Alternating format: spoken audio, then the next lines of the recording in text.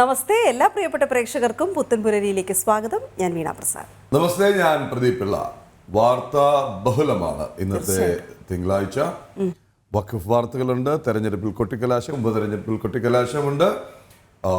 ഗുരുവായൂരിൽ നിന്ന് സുപ്രധാനമായ വളരെ ഗൗരവപൂർണമായ ഒരു വാർത്ത പുറത്തുവിടുകയാണ് ജനൻ TV. ആചാര ലംഘനത്തിന് ശ്രമം നടക്കുന്നു എന്നാണ് പറയുന്നത്.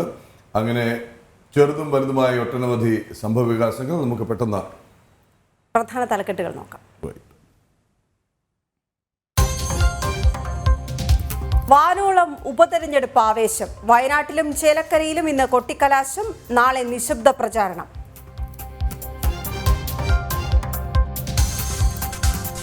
ഗുരുവായൂരിൽ ആചാര ലംഘനത്തിന് ദേവസ്വം ബോർഡ്. ഏകാദശി ഉദയാസ്തമയ പൂജ ഉപേക്ഷിക്കാൻ തീരുമാനം. ഹൈക്കോടതിയിൽ ഹർജി നൽകി തന്ത്രി കുടുംബം. നടപ്പാക്കാൻ അനുവദിക്കില്ലെന്ന് ഹിന്ദു ഐക്യവേദി. ഹൈന്ദവ സംഘടനകൾ പ്രക്ഷോഭത്തിലേക്ക്.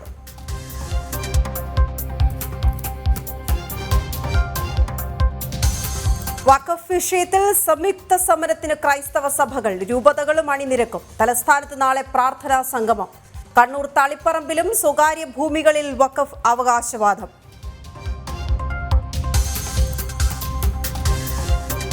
IAS തലപ്പത്ത് തമ്മിലടി തീരുന്നില്ല. ജയതിലകിനെതിരെ മുഖ്യമന്ത്രിക്ക് പരാതി നൽകാൻ N. പ്രശാന്തിനെ പുറത്തു ചാടിക്കാൻ ഒരു വിഭാഗം. സെക്രട്ടേറിയറ്റ് ലഹളയിൽ ഇടപെടാതെ സർക്കാർ.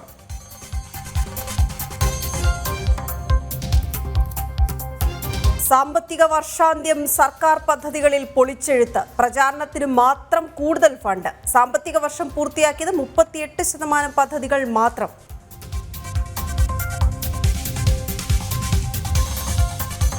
കൊച്ചിയിൽ സീ പ്ലെയിൻ ഫ്ലാഗ് ഓഫ് ഇന്ന്. ആദ്യ യാത്ര കൊച്ചിയിൽ നിന്ന് മൂന്നാറിലേക്ക്. നടപ്പാക്കുന്നത് പദ്ധതിയെ ചെങ്കൊടി കുത്തി എതിർത്തവർ.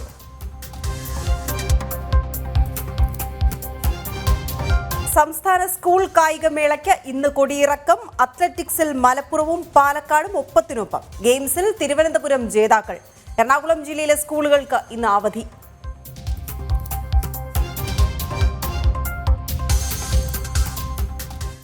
ഉപതെരഞ്ഞെടുപ്പ് വാർത്തകളിലേക്കാണ് നമുക്ക് ആദ്യം പോകേണ്ടത്. കാരണം ഇന്ന് കൊട്ടിക്കലാശമാണ്.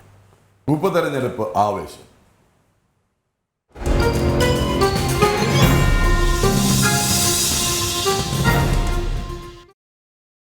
നമുക്കറിയാം, ഉപതെരഞ്ഞെടുപ്പ് നടക്കുന്ന ഇടങ്ങളിൽ വയനാട്ടിലും ചേലക്കരയിലുമാണ് ഇന്ന് കൊട്ടിക്കലാശം നടക്കുക. കൊട്ടിക്കലാശം കൂടി നടക്കേണ്ടിയിരുന്നാണ്. പക്ഷേ ജനങ്ങളുടെ, ഭക്തരുടെ, വിശ്വാസികളുടെ ആവശ്യം പരിഗണിച്ച് പാലക്കാട് കൽപ്പാത്തി രഥോത്സവം പരിഗണിച്ച് അവിടുത്തെ പോളിംഗ് വോട്ടെടുപ്പ് ഒരാഴ്ചത്തേക്ക് മാറ്റിവെച്ചിരിക്കുന്നു. അതെ, ഏതായാലും വയനാടും ചേലക്കരയിലും പ്രചാരണത്തിൽ മുന്നിലെത്താൻ സാധിച്ചുവെന്ന ആത്മവിശ്വാസത്തിലാണ് NDA ഉള്ളത്. വയനാട്ടിലെ NDAയുടെ കൊട്ടിക്കലാശം ബത്തേരിയിൽ നടക്കും. അതേസമയം കള്ളപ്പണക്കിറ്റ് വിവാദങ്ങൾ തിരിച്ചടിയാകും എന്ന ആശങ്കയിലാണ് UDF ക്യാമ്പ്. LDF ക്യാമ്പും വലിയ പ്രശ്നത്തിലാണ്. കാരണം ഭരണവിരുദ്ധ വികാരം വളരെ കൃത്യമായി ഉണ്ട്. ഓക്കെ, നമുക്ക് അർജുൻ ചേരുന്നുണ്ട് അവിടെ നിന്ന്. അർജുൻ, ഇന്നത്തെ ദിവസം അവിടെ അങ്ങോട്ട് ബഹളമയമായിരിക്കും. NDA ക്യാമ്പിൽ വലിയ ആവേശമുണ്ട്, നമുക്കറിയാം. കാരണം ഈ തെരഞ്ഞെടുപ്പിലുടനീളം, ഈ പ്രചരണത്തിലുടനീളം കണ്ടത് അത്തരത്തിലുള്ള കാഴ്ചകളാണ്. ജനങ്ങളിൽ നിന്ന് ലഭിച്ച ഫീഡ്ബാക്ക് എങ്ങനെയായിരുന്നു എന്നുള്ളത് കൊണ്ട് എങ്ങനെയാണ് ഇന്നത്തെ ദിവസം അവർ ആസൂത്രണം ചെയ്യുന്നത്? പ്രദീപ്, വീണ, ഗുഡ് മോർണിംഗ്. എന്തിനാൽ തന്നെയും നല്ല തണുപ്പുള്ള ദിവസമാണെന്ന്. പക്ഷേ പ്രചാരണത്തിന് ചൂടേറി തന്നെ ഇരിക്കുകയാണ്. ഇന്ന് കൊട്ടിക്കലാശമാണ്. മൂന്ന് മുന്നണികളും വലിയ ആവേശത്തിലാണുള്ളത്. NDA വലിയ ആത്മവിശ്വാസത്തിലാണുള്ളത്. അതായത് ഇത്തരത്തിൽ ഭരണവിരുദ്ധ വികാരമുണ്ട്. മാത്രമല്ല UDFനെതിരെ വലിയ രീതിയിലുള്ള ആരോപണങ്ങളാണ് വയനാട്ടിൽ വന്നുകൊണ്ടിരിക്കുന്നത്. അതോടൊപ്പം തന്നെ നരേന്ദ്രമോദി സർക്കാരിന്റെ വികസന നേട്ടങ്ങൾ എണ്ണിപ്പറഞ്ഞാണ് സ്ഥാനാർത്ഥി, അതായത് തങ്ങളെ, സാധാരണ ജനങ്ങളെ മനസ്സിലാക്കാൻ കഴിയുന്ന, സാധാരണ ജനങ്ങളോട് ഇടപഴകി ശീലമുള്ള ഒരു സ്ഥാനാർത്ഥിയെയാണ് NDA ഇവിടെ നിർത്തിയിരിക്കുന്നത്. നവ്യ ഹരിദാസിനെയാണ് ഇത്തരത്തിൽ വയനാട് മണ്ഡലത്തിൽ സ്ഥാനാർത്ഥിയായി നിർത്തിയിട്ടുള്ളത്. നേരത്തെ തന്നെ കൗൺസിലറായി അത്തരത്തിൽ വാർഡ് തലത്തിലടക്കം ജനങ്ങളോട് സംവദിച്ച് അവരോട് ആശയവിനിമയം നടത്തിയ വ്യക്തിയാണ്. അത്തരത്തിലുള്ള ആൾ ആയതുകൊണ്ട് തന്നെ വലിയ ആത്മവിശ്വാസത്തിലാണ് NDA ഉള്ളത്. സ്വാഭാവികമായിട്ടും വയനാടിനെ സംബന്ധിച്ചിടത്തോളം അടിസ്ഥാന ജനവിഭാഗം ഒരുപാടുള്ള ജില്ലയാണ് വയനാട് എന്ന് പറയുന്നത്. വനവാസി വിഭാഗം കൂടുതലുള്ള ജില്ലയാണ്. അതുകൊണ്ട് തന്നെ അത്തരത്തിലുള്ള പ്രശ്നങ്ങൾ അഡ്രസ്സ് ചെയ്യപ്പെടണം. അത്തരത്തിലുള്ള പ്രശ്നങ്ങൾ കൃത്യമായി തന്നെ കേന്ദ്രത്തിലടക്കം എത്തേണ്ടതുണ്ട്. അങ്ങനെയെങ്കിൽ തങ്ങൾക്കൊരു MPയെ തരൂ എന്നുള്ളതാണ് സുരേഷ് ഗോപി, കേന്ദ്രമന്ത്രി സുരേഷ് ഗോപി കഴിഞ്ഞ ദിവസം വന്നപ്പോൾ വയനാട്ടുകാരോട് പറഞ്ഞത്. നിങ്ങൾക്ക് ഒരു MP ആണോ വേണ്ടത്, അല്ലെങ്കിൽ അത്തരത്തിലുള്ള ഒരു മന്ത്രിയാണോ വേണ്ടത് എന്നുള്ളത് സുരേഷ് ഗോപി ചോദിക്കുന്ന ഒരു ചോദ്യമുണ്ടായിരുന്നു. അങ്ങനെ മന്ത്രിയാണെങ്കിൽ നവ്യ ഹരിദാസിനെ ജയിപ്പിക്കൂ, ഞാൻ മന്ത്രിയാക്കി തരാം എന്നുള്ള ഉറപ്പടക്കം നൽകുന്ന ഒരു സാഹചര്യമാണുള്ളത്. അത്തരത്തിൽ നിരവധി വിഷയങ്ങളാണ് വയനാട്ടിനെ സംബന്ധിച്ചിടത്തോളം ഉള്ളത്. മെഡിക്കൽ കോളേജ് ഉണ്ട്, അതുപോലെ തന്നെ ചുരം ബദൽപാതയുണ്ട്, രാത്രിയാത്രാ നിരോധനമുണ്ട്, വന്യമൃഗശല്യം, പ്രധാനപ്പെട്ട വിഷയം വന്യമൃഗശല്യമാണ്. അതിനപ്പുറത്തേക്ക് കഴിഞ്ഞ ദിവസം വഖഫ് അടക്കം ഇവിടെ വിഷയമാകുന്ന ഒരു സാഹചര്യമുണ്ടായി. തലപ്പുഴയിൽ വഖഫ് നോട്ടീസ് നൽകിയിരിക്കുന്നു, 2-3 വീടുകൾക്ക് നോട്ടീസ് നൽകിയിരിക്കുന്നു. അവിടെയുള്ള 5.77 ഏക്കർ ഭൂമി വഖഫ് അവകാശം സ്ഥാപിച്ചുകൊണ്ട് നോട്ടീസ് നൽകുന്ന ഒരു സാഹചര്യമുണ്ടായി. എന്തിനാ തന്നെയും നമ്മുടെ കൂടെ BJP ജില്ലാ അധ്യക്ഷൻ പ്രശാന്ത് മലവയൽ ചേരുന്നുണ്ട്. അദ്ദേഹം രാവിലെ ഇത്തരം നേരത്തെ എഴുന്നേറ്റു, എല്ലാ ദിവസവും ഇങ്ങനെ തന്നെയാണ് പതിവെന്നാണ് നമ്മളോട് പറഞ്ഞിട്ടുള്ളത്. എങ്ങനെയാണ് രാവിലെ ചായയൊക്കെ കുടിച്ചോ? എങ്ങനെയുണ്ട് പ്രചാരണ പ്രവർത്തനമൊക്കെ എങ്ങനെ പോകുന്നു? ചായ കുടിച്ചു, വളരെ നേരത്തെ തന്നെ പ്രചരണത്തിന് ഇറങ്ങണം. ഇന്നിപ്പോൾ കൊട്ടിക്കലാശമാണ്, അപ്പോൾ അതിൻ്റെതായിട്ടുള്ള കുറേ ആസൂത്രണങ്ങളും പരിപാടികളൊക്കെ ഉണ്ട്. രാവിലെ ഇറങ്ങാൻ വേണ്ടി തയ്യാറായി നിൽക്കുകയായിരുന്നു. തീർച്ചയായും നമ്മുടെ സ്റ്റുഡിയോയിൽ നിന്ന് പ്രദീപ് സാറും വീണേച്ചിയും ഉണ്ട്, അവരോട് സംസാരിക്കാം. നമസ്തേ പ്രശാന്ത് മലവയൽ, ഞാൻ പ്രദീപ് പിള്ള, എന്നോടൊപ്പം വീണ പ്രസാദ് ഉണ്ട്. പുത്തൻപുലരിയിലേക്ക് സ്വാഗതം. പുത്തൻ ആവേശത്തിലാണ് വയനാട്ടിലെ NDA BJP എന്നറിയാം. വലിയ ഒരു വെല്ലുവിളിയാണ് അവിടെ നേരിടുന്നത്. ഒരർത്ഥത്തിൽ കോൺഗ്രസ് സ്വന്തം കോട്ടയെന്ന് അവകാശപ്പെടുന്നത് ജാതി മത സമവാക്യങ്ങൾ കൊണ്ട് വോട്ട് ബാങ്കുകൾ സൃഷ്ടിക്കാൻ ശ്രമിക്കുന്നതിനിടയിൽ പുതിയ സ്ഥാനാർത്ഥിയുമായി വലിയ രീതിയിലുള്ള ഒരു തേരോട്ടം നടത്താൻ കഴിഞ്ഞു എന്നതാണ് നമ്മുടെ ലേഖകരും ജനങ്ങളും പറയുന്നത്. എന്താണ് ആത്മവിശ്വാസം? എന്തൊക്കെയാണ് BJP മുന്നോട്ട് വയ്ക്കുന്ന വിഷയങ്ങൾ? എങ്ങനെ ഇക്കുറി വിധി മാറ്റിയെഴുതും? നമസ്തേ, എല്ലാവർക്കും നമസ്തേ. നേരത്തെ സൂചിപ്പിച്ചതുപോലെ തന്നെ വലിയ ആവേശത്തിലാണ് ഞങ്ങളെല്ലാവരും ഉള്ളത്. പ്രത്യേകിച്ച് വയനാട്ടിലെ ജനങ്ങളും NDA ക്യാമ്പുമൊക്കെ വളരെ ആത്മവിശ്വാസത്തിലാണ്. അതിന് പ്രധാന കാരണം ഒന്ന്, കഴിഞ്ഞ ഈ ഉപതെരഞ്ഞെടുപ്പ് തന്നെ ഒരു വരുത്തി വെച്ചിട്ടുള്ള ഉപതെരഞ്ഞെടുപ്പ് എന്നുള്ളത് ജനങ്ങളുടെ ഇടയിൽ നന്നായിട്ട് ഏശിയിട്ടുണ്ട്. അവരെ സംബന്ധിച്ച് ഈ അടിക്കടിയുള്ള തെരഞ്ഞെടുപ്പും നാടിന് വേണ്ടി ഒന്നും ചെയ്യാത്ത ഒരു കുടുംബം വീണ്ടും വീണ്ടും അധികാരത്തിലെത്താൻ വേണ്ടി വയനാടിനെ ഉപയോഗിക്കുന്നു എന്നുള്ളത് ജനങ്ങൾ കൃത്യമായിട്ട് ബോധ്യപ്പെട്ടിട്ടുണ്ട് എന്നുള്ളതാണ് ഞങ്ങൾ മനസ്സിലാക്കുന്നത്. നവ്യ ഹരിദാസിനെ സംബന്ധിച്ചിടത്തോളം അവർ വന്ന 1-2 ദിവസത്തിനുള്ളിൽ തന്നെ കൃത്യമായിട്ടുള്ള ഇവിടുത്തെ അടിസ്ഥാന വിഭാഗത്തിനിടയിലേക്ക് അവരുടെ തേരോട്ടം നന്നായിട്ട് നടത്തുകയുണ്ടായി. ഞങ്ങൾ നേരിട്ട് കൊണ്ടുപോയിട്ടുള്ളതെല്ലാം ഇവിടെ ആദ്യം തന്നെ നമ്മളുടെ ആദിവാസി മേഖലകളിലാണ്. അവർക്ക് അവിടെ ഉണ്ടായിട്ടുള്ള സ്വീകരണം, അവിടെ നിന്ന് കിട്ടിയിട്ടുള്ള പ്രതികരണമെല്ലാം ഈ അടിസ്ഥാന വിഭാഗമൊക്കെ ഈ പരമ്പരാഗതമായി ഇടതുപക്ഷത്തെയും വലതുപക്ഷത്തെയും ഒക്കെ സഹായിച്ചിരുന്ന ആളുകളാണ്. അവർ പറയുന്നിടത്ത് വോട്ട് ചെയ്തിരുന്ന ആളുകളാണ്. അതെല്ലാം മാറി മറിയുന്ന ഒരു സാഹചര്യം ഞങ്ങൾക്ക് കാണാൻ വേണ്ടി സാധിച്ചു. അതോടൊപ്പം തന്നെ നേരത്തെ സൂചിപ്പിച്ചതുപോലെ വയനാടിന് ഒരുപാട് പ്രയാസങ്ങൾ, പ്രതിസന്ധികൾ, നീറുന്ന പ്രശ്നങ്ങൾ മാത്രമുള്ളൊരു ജില്ലയാണ് വയനാട് എന്ന് ഒരിക്കലും ഞങ്ങൾക്ക് ഒരു നല്ല അഭിപ്രായങ്ങൾ പുറത്തു പറയാൻ സാധിക്കാത്ത ഞങ്ങളുടെ ഗതാഗത പ്രശ്നമായാലും ആരോഗ്യ മേഖലയിലെ പ്രശ്നമായാലും അതോടൊപ്പം തന്നെ ടൂറിസം മേഖലയിലെ പ്രശ്നമായാലും ആദിവാസി മേഖലയിലെ പ്രശ്നമായാലും ഞങ്ങളുടെ കാർഷിക പ്രശ്നമായാലും വന്യമൃഗശല്യത്തിൻ്റെ പ്രശ്നമായാലും ഇങ്ങനെ തുടങ്ങി നല്ലൊരു വിദ്യാഭ്യാസ സ്ഥാപനമില്ലാത്ത പ്രശ്നം, ഇങ്ങനെ തുടങ്ങി എണ്ണിയാലൊടുങ്ങാത്ത പ്രശ്നങ്ങൾ ഞങ്ങൾക്ക് ജനങ്ങളുടെ മുന്നിൽ വെക്കാനുണ്ട്, നേതാക്കളുടെ മുന്നിൽ വെക്കാനുണ്ട്, ഭരണകൂടത്തിൻ്റെ മുന്നിൽ വെക്കാനുണ്ട്. ഇതെല്ലാം ഞങ്ങൾ ഇത്തവണ ജനങ്ങളോട് കൃത്യമായിട്ട് സംവദിച്ചിട്ടുണ്ട്. കഴിഞ്ഞ തവണയും സംവദിച്ചിട്ടുണ്ട്. അതിൻ്റെ കൃത്യമായിട്ടുള്ള ഗുണം ഞങ്ങൾക്ക് തന്നിട്ടുണ്ട്. കിട്ടിയതിൽ ഇരട്ടി വോട്ടുകൾ തന്ന് ഞങ്ങളെ സഹായിച്ചിട്ടുണ്ട്. ഇത്തവണയും അത് അതുപോലെ തന്നെ ആകാനുള്ള എല്ലാ സാഹചര്യങ്ങളും വയനാട്ടിലുണ്ട്. ശ്രീ പ്രസാദ്, മറ്റൊരു കാര്യം, കഴിഞ്ഞ തവണ ഒരു അബദ്ധം ജനങ്ങൾക്ക് പറ്റി എന്നവർക്ക് ഈ കാലം കൊണ്ട് തന്നെ ബോധ്യപ്പെട്ടു. ഒരല്പം ഗ്ലാമറസ് ആയിട്ടുള്ള ഒരു MPയെ കൊണ്ട് വലിയ കാര്യമൊന്നുമില്ല എന്നവർക്ക് നേരിട്ട് ബോധ്യമായതാണ്. നമ്മളെ സംബന്ധിച്ച് NDയെ സംബന്ധിച്ച് പറയുകയാണെങ്കിൽ കൃത്യമായി ഒരു ഗ്രൗണ്ട് വർക്ക് ഈ കാലങ്ങളിലെല്ലാം തന്നെ തുടർന്നു പോന്നിരുന്നു. താങ്കൾ സൂചിപ്പിക്കുകയും ചെയ്തു, അതിന് ആത്മവിശ്വാസമുണ്ട്. അതിനൊപ്പം തന്നെ ആരെ ഡിപ്പെൻഡ് ചെയ്യണം എന്ന കാര്യത്തിൽ കൃത്യമായി തീരുമാനമെടുക്കാൻ ഇത്തവണ ജനങ്ങൾക്ക് ഈ ലൈവായി തന്നെ ഈ ഉപതെരഞ്ഞെടുപ്പ് പ്രചാരണ കാലത്ത് വിഷയങ്ങൾ ധാരാളം കിട്ടിയിട്ടുണ്ട് അല്ലേ? തീർച്ചയായിട്ടും ഗ്ലാമറൊന്നും ഒരു ഘടകമേ അല്ല. ആദ്യത്തെ ഒരു 4-5 വർഷമൊക്കെ ജനങ്ങൾ സഹിച്ചു. കാരണം ഈ കോൺഗ്രസിൻ്റെ ഏറ്റവും വലിയൊരു പവർ പോയിൻ്റാണ് രാഹുൽ ഗാന്ധി എന്ന് പറഞ്ഞ് പ്രധാനമന്ത്രിയാകുമെന്ന് പറഞ്ഞ് 2 തവണ പറ്റിച്ചു. ആദ്യത്തെ തവണ പറ്റിച്ചതിൻ്റെ കൃത്യമായിട്ടുള്ള വിഷമം ജനങ്ങൾക്കുണ്ടായിരുന്നു. അതുകൊണ്ട് തന്നെയാണ് 10-65,000 വോട്ടുകൾ രാഹുൽ ഗാന്ധിക്ക് കുറഞ്ഞതും ഭാരതീയ ജനതാ പാർട്ടിക്ക് 65,000 വോട്ട് കൂടിയതും. മറ്റൊരു രാഷ്ട്രീയ പാർട്ടിക്കും ഒരു മുന്നേറ്റവും കഴിഞ്ഞ തെരഞ്ഞെടുപ്പിൽ നടത്താൻ വേണ്ടി സാധിച്ചിട്ടില്ല. പക്ഷേ ഭാരതീയ ജനതാ പാർട്ടിക്കും NDAയ്ക്കും വയനാട്ടിൽ 65,000-ഓളം വോട്ടുകൾ അധികമായി ലഭിച്ചു എന്ന് പറയപ്പെടുമ്പോൾ ജനങ്ങൾ ഭാരതീയ ജനതാ പാർട്ടിക്കും NDAയോടൊപ്പമാണ്. ഗ്ലാമറിലൊന്നും ഒരു കാര്യവുമില്ല. ഇവിടെ തിരിഞ്ഞു നോക്കാത്ത MP-യെയും തിരിഞ്ഞു നോക്കാത്ത നേതാക്കളെയും ചവറ്റുകുട്ടയിലേക്ക് എറിയുന്ന ഒരു രാഷ്ട്രീയ സാഹചര്യമാണ് വയനാട്ടിലുള്ളത്. പ്രശാന്ത്, മറ്റൊന്ന്, 5 വർഷത്തെ ടേം കഴിഞ്ഞ ശേഷം വീണ്ടും മത്സരിക്കാൻ എത്തുമ്പോഴാണ് ശ്രീമതി സ്മൃതി ഇറാനി പ്രചാരണത്തിനായി വയനാട്ടിലും കേരളത്തിന്റെ മറ്റു ഭാഗങ്ങളിലും എത്തുന്നത്. അന്നവർ ജനൻ ടിവിയോട് ചൂണ്ടിക്കാട്ടിയ ഒരു വിഷയമുണ്ട്. അതായത് അവർ വഹിച്ചിരുന്ന മന്ത്രാലയങ്ങൾ പലതും വയനാടിനുമായി നേരിട്ട് ബന്ധപ്പെട്ട് കിടക്കുന്നതാണ്. സ്ത്രീകളുടെ വിഷയം, ആരോഗ്യ വിഷയം, ഈ പറയുന്ന വനവാസികളുടെ വിഷയം, ഇത് സംബന്ധിച്ച് ഒരു ചോദ്യം, ഒരു കത്ത്, ഒരാവശ്യം ആ എൻറ്റയർ ടേമിൽ ഈ MP ഉന്നയിച്ചിട്ടില്ല എന്നാണ് അവർ പറയുന്നത്. എനിക്കറിയില്ല, എന്തെങ്കിലും വിഷയങ്ങളുണ്ടെങ്കിൽ മറ്റുള്ളവർ ശ്രദ്ധയിൽപ്പെടുത്തിയ ശേഷം മന്ത്രി എന്ന നിലയിൽ ഇടപെട്ടതാണ്. ഇപ്പോൾ ഇതാ അടുത്ത ടേം വന്ന് ജയിച്ചു, ഇനി വയനാട് വേണ്ട, കേരളം വേണ്ട, പ്രധാനമന്ത്രി ആവണ്ട, അപ്പൊ പിന്നെ എനിക്ക് വേണ്ട, ഇനിയിപ്പോൾ ഇത് അനിയത്തേക്ക് എഴുതി കൊടുക്കാം. ഇതല്ലേ സാധാരണ ഒരു പൗരന് കിട്ടുന്ന ഒരു വികാരം?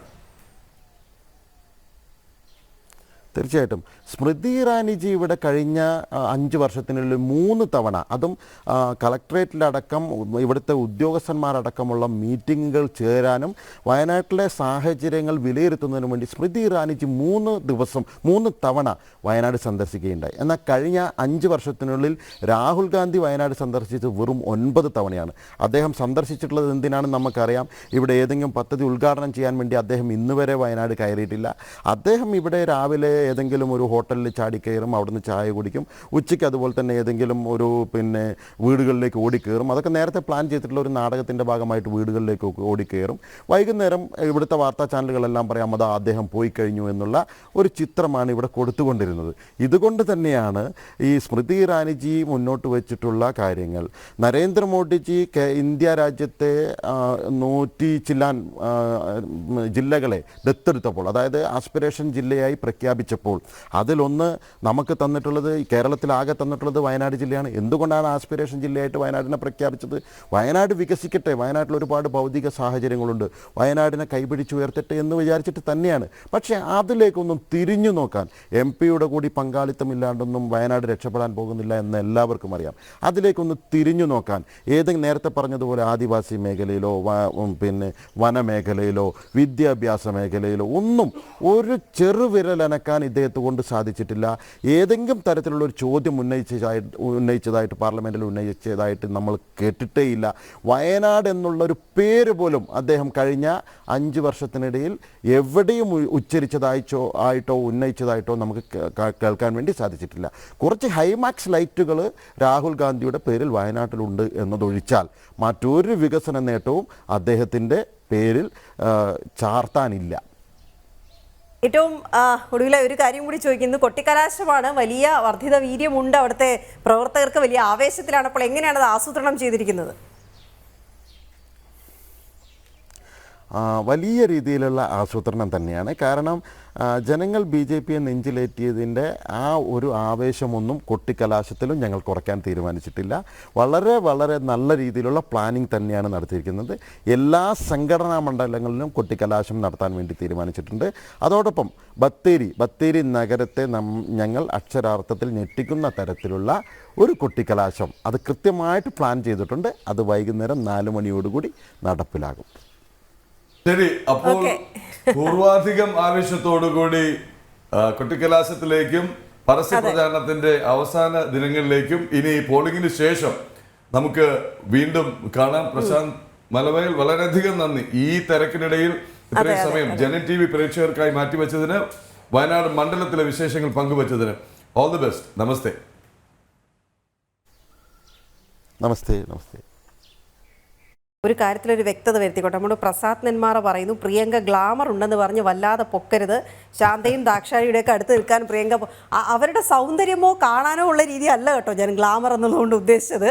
ഒരു ദേശീയ നേതാവ് വരുന്നു, ഒരു വലിയ പാരമ്പര്യമൊക്കെ അവകാശപ്പെടുന്ന ഒരു കുടുംബത്തിൽ നിന്ന് ഇങ്ങോട്ട് കേരളത്തിലേക്ക് വരുന്നു എന്ന തരത്തിലൊരു ഗ്ലാമറാണ്. പ്രിയങ്കയുടെ ഗ്ലാമർ മാത്രമല്ല, ഞാൻ രാഹുലിന്റെ വരവിനെ കൂടി ഉദ്ദേശിച്ചുകൊണ്ടാണ് അങ്ങനെ ഒരു പറഞ്ഞത്. ഒട്ടനവധി പ്രതികരണം വന്നുകൊണ്ടേയിരിക്കുന്നു. പ്രസാദ് നെന്മാറയുടേത് വായിച്ചു കഴിഞ്ഞു. ഉയർന്ന വിദ്യാഭ്യാസമുള്ള ഉദ്യോഗാർത്ഥികൾക്ക് BJP മെമ്പർഷിപ്പ് എടുക്കാൻ ഭയം എന്നൊക്കെ പറയുന്നു ഉണ്ണി. ഹരിനാരായൺ മാടമ്പത്ത് നമസ്തേ. അതുപോലെ തന്നെ എല്ലാവർക്കും നമസ്തേ. മുരളീധരൻജി, വിജേഷ്, സദാനന്ദൻ നെടുതലം, മുരളീധരൻജി, വൈകുണ്ഠം ചില കൃത്യമായ പ്രകാശൻ വേലിക്കുട്ടി കൃത്യമായി നോക്കിയിരിക്കുന്നു. 15 ദിവസത്തെ ഇടവേളയ്ക്ക് ശേഷം വാർത്താ പുലരിയല്ല, ഇപ്പോൾ പുത്തൻ പുലരിയാണ്. പ്രകാശൻജി വണങ്ങിയെത്തി. വീണയ്ക്ക് സ്വാഗതം. സദാനന്ദൻ നെടുതലം അന്വേഷണം പറയുന്നുണ്ട്. അമ്മുക്കുട്ടിയമ്മ, വയനാട് CPM വോട്ട് കോൺഗ്രസിന്, പാലക്കാട് കോൺഗ്രസ് വോട്ട് CPM-ന്. ഇതാണ് അവരുടെ അജണ്ട. വളരെ കൃത്യമായി ഒറ്റ വരിയിൽ അന്തർധാര വിവരിച്ചിരിക്കുകയാണ് കുട്ടിയമ്മ. അതുപോലെ തന്നെ ശശിധര വാര്യർ, പണ്ട് ഉമ്മൻചാണ്ടി സാർ ഇതുപോലെ ഒരു ഉദ്ഘാടനം നടത്തി പോയതാണ്. എന്തിനാണ് ഈ ഉദ്ഘാടനം? മഹാമഹം. അത് തന്നെയാണ് നമ്മുടെ വാർത്തയിലും പറയാൻ പോകുന്നത്. ചെങ്കൊടി കുത്തി നശിപ്പിച്ച പൊട്ടിച്ചൊരു പദ്ധതിയാണ് ഇന്ന് ആനയും അമ്പാരിയുമായി ഉദ്ഘാടനം ചെയ്യുന്നത്. സീ പ്ലെയിൻ പദ്ധതിയെ കുറിച്ചാണ് പറഞ്ഞു വരുന്നത്. സുരേഷ് കുമാർ, അടിസ്ഥാന വിഭാഗം ആദിവാസിയിൽ നിന്ന് ഒരാളെ നിർത്തിക്കൂടെ? അത് NDAയോട് പറയാൻ നമുക്ക്. അമ്മുക്കുട്ടിയമ്മ, സത്യം ഞാൻ നന്നായി ഹിന്ദി പഠിച്ചിട്ടുണ്ട്. എനിക്ക് മോദിജി കേരളത്തിൽ ഹിന്ദു BJP അനുഭവിക്കുന്ന പ്രശ്നം എന്തുകൊണ്ട് BJP വിജയിക്കുന്നില്ല എന്ന യഥാർത്ഥ കാരണം അറിയിക്കണം. തീർച്ചയായിട്ടും. ഉഷ നെല്ലൂർ, കണ്ണാടി പഞ്ചായത്ത്, തേൻകുറിശി പഞ്ചായത്ത് ഇവിടങ്ങളിൽ സ്ഥിരം പരിപാടിയാണ്. അവിടെ പണം വിതരണം ചെയ്യുന്നതാണ് ഒരു ആരോപണം ഉന്നയിച്ചിരിക്കുന്നത്. വയനാട് ഒരു വോട്ടിന് 2000 രൂപ കൊടുക്കുന്നു, കിറ്റ് കൊടുക്കുന്നു. പ്രദീപ് എസിന്റെ ആക്ഷേപമാണ്.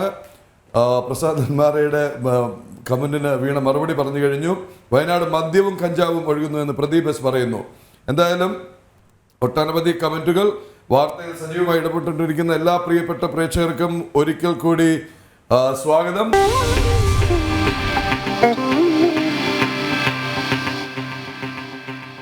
വളരെ പെട്ടെന്ന് ചേലക്കരയിലേക്കാണ്. വൻ റോഡ് ഷോ നടത്തി പരസ്യ പ്രചാരണത്തിന്റെ കലാശക്കൊട്ട് കൊഴുപ്പിക്കാനാണ് മുന്നണികളുടെ തീരുമാനം. 3 മുന്നണി സ്ഥാനാർത്ഥികളും സ്വതന്ത്രരുമടക്കം 9 സ്ഥാനാർത്ഥികളാണ് അവിടെ മത്സരരംഗത്തുള്ളത്. ആനന്ദ് പുത്തൂരിലേക്ക് വളരെ പെട്ടെന്ന് പോകാം. ആനന്ദ്, വലിയ ആവേശമുണ്ട്. ഒട്ടേറെ വിഷയങ്ങൾ ചർച്ച ചെയ്യാൻ ഈ ഉപതെരഞ്ഞെടുപ്പ് കാലത്ത് കിട്ടിയിട്ടുണ്ട് എന്നുള്ളതാണ് വാസ്തവം ചേലക്കരയെ സംബന്ധിച്ചിടത്തോളം. അതുകൊണ്ട് തന്നെ ആവേശം ഒട്ടും ചോരുന്നില്ല. മാത്രമല്ല ആനന്ദ്, ഇതുവരെ ഇല്ലാത്തൊരു ആവേശവും വിജയപ്രതീക്ഷയും മുന്നണിക്ക്, NDAക്കും BJPക്കും നൽകാൻ സ്ഥാനാർത്ഥിക്കും പാർട്ടിക്കും സംവിധാനത്തിനും കഴിഞ്ഞു എന്നുള്ളതാണ് ഇതിൽ ഏറ്റവും ശ്രദ്ധേയം, അല്ലെ ആനന്ദ്?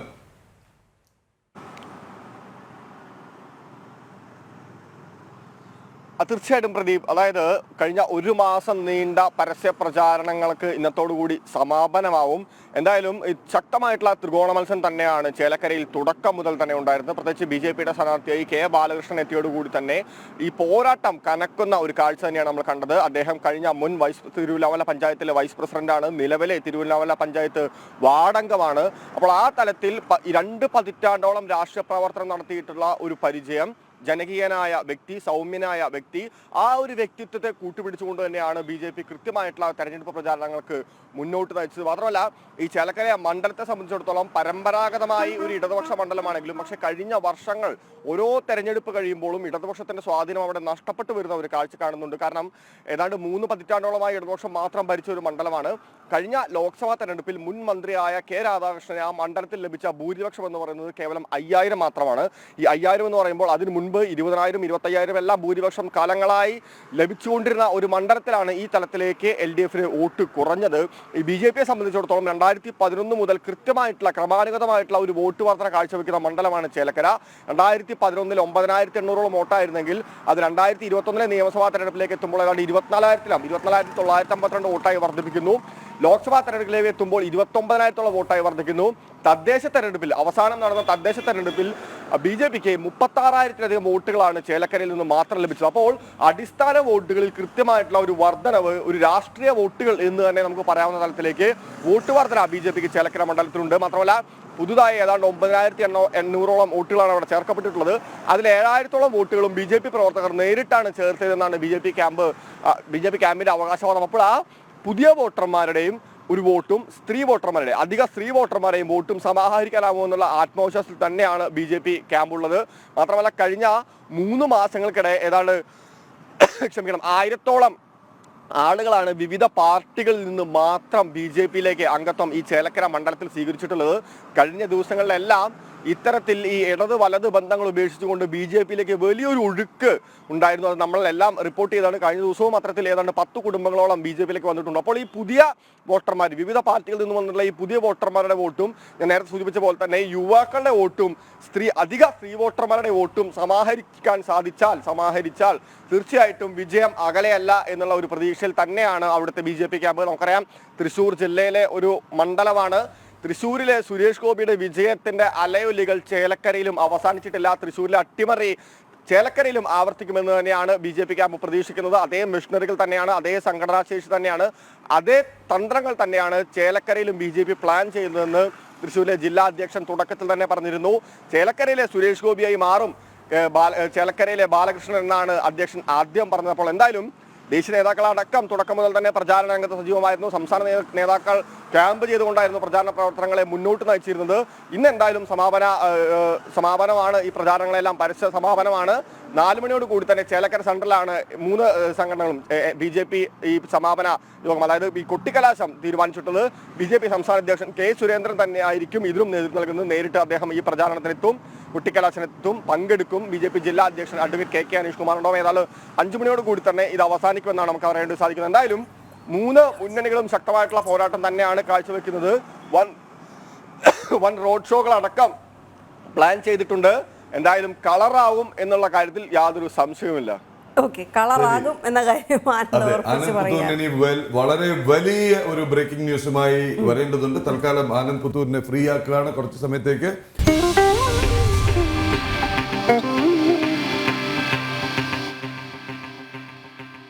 വഖഫ് അധിനിവേശം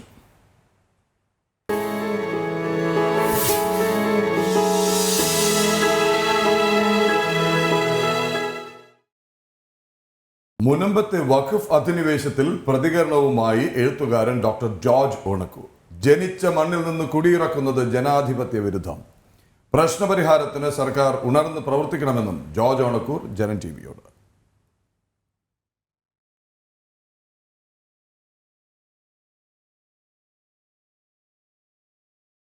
പ്രജിത് മോഹനിലേക്ക് പോകാം. പ്രജിത്, എന്താണ് ഓണക്കൂർ സാർ പറഞ്ഞത് മുനമ്പം വഖഫ് വിഷയത്തിൽ?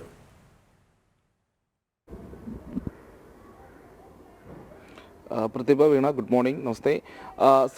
ഇപ്പോൾ വഖഫ് വിഷയവുമായി ബന്ധപ്പെട്ട മുനമ്പത്തെ വഖഫ് അധിനിവേശ ശ്രമത്തിൽ മറ്റ് സാംസ്കാരിക നായകരും ബുദ്ധിജീവികളുമൊക്കെ നിശബ്ദതയും മൗനവും ഒക്കെ തുടരുന്ന സാഹചര്യത്തിലാണ്, അല്ലെങ്കിൽ ആ ഒരു ഘട്ടത്തിലാണ് ഇപ്പോൾ ജോർജ് ഓണക്കൂർ ഒരു തുറന്നു പറച്ചിലുമായി രംഗത്തെത്തിയിരിക്കുന്നത്. ജനിച്ച മണ്ണിൽ നിന്നും കുടിയിറക്കാൻ നടക്കുന്ന നീക്കങ്ങൾ അത് ജനാധിപത്യ വിരുദ്ധമാണ്, അംഗീകരിക്കാൻ പാടില്ല. രാജ്യത്തെ കോടതികൾക്ക് മുകളിൽ മറ്റൊരു കോടതി എന്നുള്ള രീതിയിലുള്ള ഒരു സംവിധാനം അതും അംഗീകരിക്കാൻ കഴിയില്ല. അതും നിയമത്തിനും ജനാധിപത്യ രീതികൾക്കും എല്ലാം വിരുദ്ധമാണ്. അപ്പോൾ ആ ജനിച്ച മണ്ണിൽ ജീവിക്കുന്ന മനുഷ്യരെ കുടിയിറക്കി വിടാനുള്ള ആ നീക്കത്തിനെതിരെ എല്ലാ സാംസ്കാരിക നായകരും ബുദ്ധിജീവികളും ഒക്കെ മൗനം വെടിഞ്ഞ് പ്രതികരിക്കണമെന്ന് അദ്ദേഹം ആവശ്യപ്പെടുന്നു. ഇപ്പോൾ കാണിക്കുന്ന നിശബ്ദത അത് കുറ്റകരമാണെന്ന രീതിയിൽ പോലും അദ്ദേഹം വിമർശനമുയർത്താൻ തയ്യാറാകുന്നുണ്ട് എന്നുള്ളതാണ് ഈ ഘട്ടത്തിൽ ശ്രദ്ധിക്കേണ്ടത്.